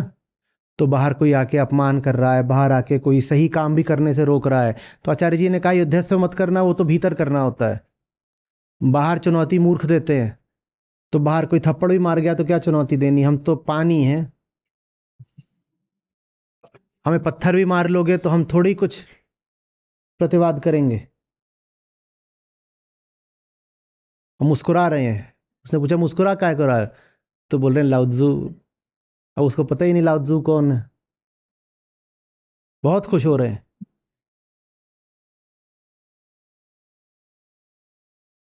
पिट के आए एकदम खुशी खुशी। कितनी खुशी काय को है? ताओते चिंग। ये पिटने के सूत्र नहीं दिए गए हैं आपको। ये आपको सही लड़ाई लड़ने के सूत्र दिए गए हैं। ये आपको बेईमानी से बचाने की बात कही गई है। समझ में आ रही है बात? मैं कछुआ हूं, मैं खरगोश की तरह तेज नहीं दौड़ पाऊंगा, पर मैं वो करूंगा जो मैं कर सकता हूं। मैं क्या करूंगा? मैं लगातार चलूंगा। तो अगर मैं जान गया हूं कि मैं खरगोश की तरह नहीं कुलाचे मार सकता, तो शायद मैं खरगोश से 4 घंटे पहले उठ जाऊं, पहले ही चलना शुरू कर दूं धीरे धीरे। शायद जब खरगोश सो भी गया मैं तब भी चलता रहूं। जो बदला जा सकता है मैं वो बदलूंगा ना। मैं ये थोड़ी कहूंगा कि मैं भी अब उछल उछल के चलूंगा। कल्पना ही नहीं की जा रही कि कछुआ उछल रहा है खरगोश तरह। कैसे करोगे? टूट टाट जाएगा, बिखर जाएगा।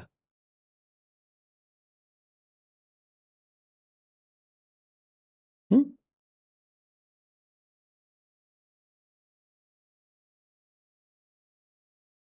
अगर गंभीर हो मुक्ति की लड़ाई में, तो उसको मजाक की तरह थोड़ी लोगे।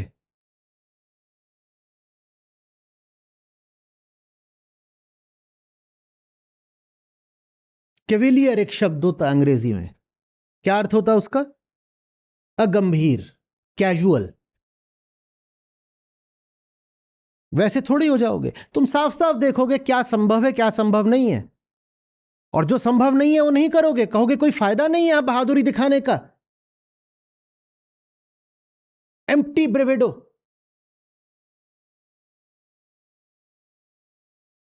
जो हो सकता है वो करेंगे ना।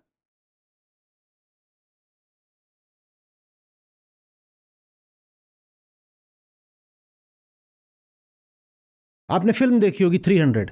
हाँ, लड़ाइयां, असंभव लड़ाइयां जीती गई हैं, पर वो 300 खुले मैदान में आके लड़ते तो क्या होता? क्या होता? सबके सब मारे जाते। अरे देखो ना, जो कर सकते हो करो, और स्वीकार करो कि कमजोरी कहां पे है। संख्या बल में कमजोरी है तो कुछ और करेंगे जो कर सकते हैं। क्या कर सकते हैं? अपने आप को सही स्थिति दे सकते हैं। संख्या तो नहीं है पर स्थिति तो सही हो सकती है। ऐसी जगह ढूंढो जहां पे हम 300 भी उन पे हजारों पे भारी पड़े। उन्होंने ऐसी जगह ढूंढी तो उनका नाम इतिहास में है। फिर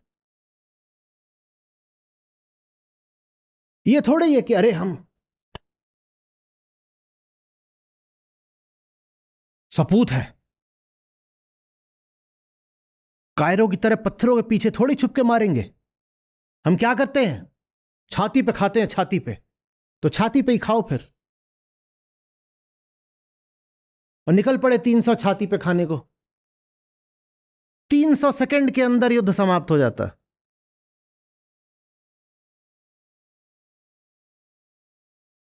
कि ज्यादा समय लगता? वैसे ही आपने वो केसरी फिल्म देखी होगी, वो मुट्ठी भर सिख, वो क्यों टिक पाए? क्यों टिक पाए? उन्होंने अपने आप को सही जगह स्थापित किया। वो जानते थे कि उनकी कमजोरी क्या है। उनकी भी कमजोरी संख्या बल थी, संख्या में बहुत कम थे। वो भी अगर कहते कि दुर्ग से नीचे उतरो सब और कूद के सामने वो जितने वो अफगान पठान जो भी थे, जाके उनसे भिड़ जाओ, 2 मिनट में सब समाप्त हो जाता।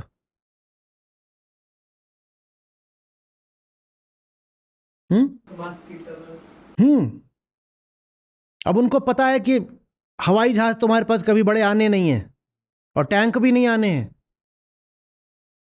और जमीन पर भी हम आमने सामने पिटने ही है। उन्होंने क्या करा है?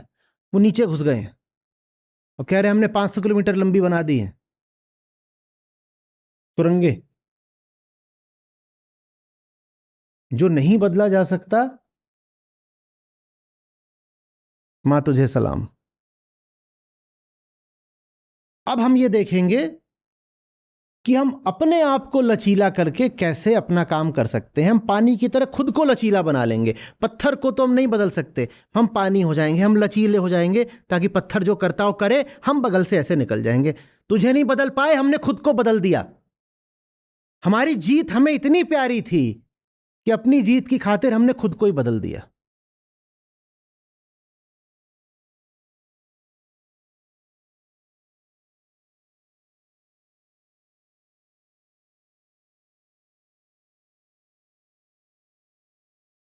आप अड़ते हो ना जब, तो सत्य के लिए नहीं अड़ते, आप अड़ते हो अहंकार के लिए। आदमी वो है जो सत्य के लिए झुकना भी और मिटना भी स्वीकार कर ले, पानी की तरह। पत्थर से पत्थर भिड़ते हैं, ये दोनों इसलिए थोड़ी भिड़ रहे हैं कि इन्हें अपनी मंजिलों से प्यार है। पानी में एक पत्थर बहता हुआ आ गया, सामने बड़ी चट्टान थी, वो उससे भिड़ गया। ये जो बहता हुआ पत्थर आया है, इसे अगर समुंदर से प्यार होता तो क्या ये भिड़ा रहता? ये क्या करता? ये भी कहता मैं बगल से निकल के जा रहा हूं भाई। इसे समुंदर से ज्यादा अपने अहंकार से प्यार था, तो इसने भिड़ने में सारा समय खराब कर दिया। इसे समुंदर से ज्यादा प्यार, इसे अपनी मंजिल से ज्यादा प्यार स्वयं से था। जिसे मंजिल से प्यार होता है, वो रास्तों का उपयोग उलझने के लिए नहीं, आगे बढ़ने के लिए करता है। रास्तों में दोनों काम हो सकते हैं ना, तो उलझ जाओ या आगे बढ़ जाओ।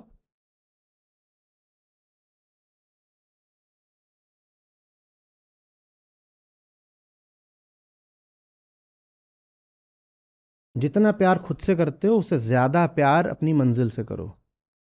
यही सूत्र है।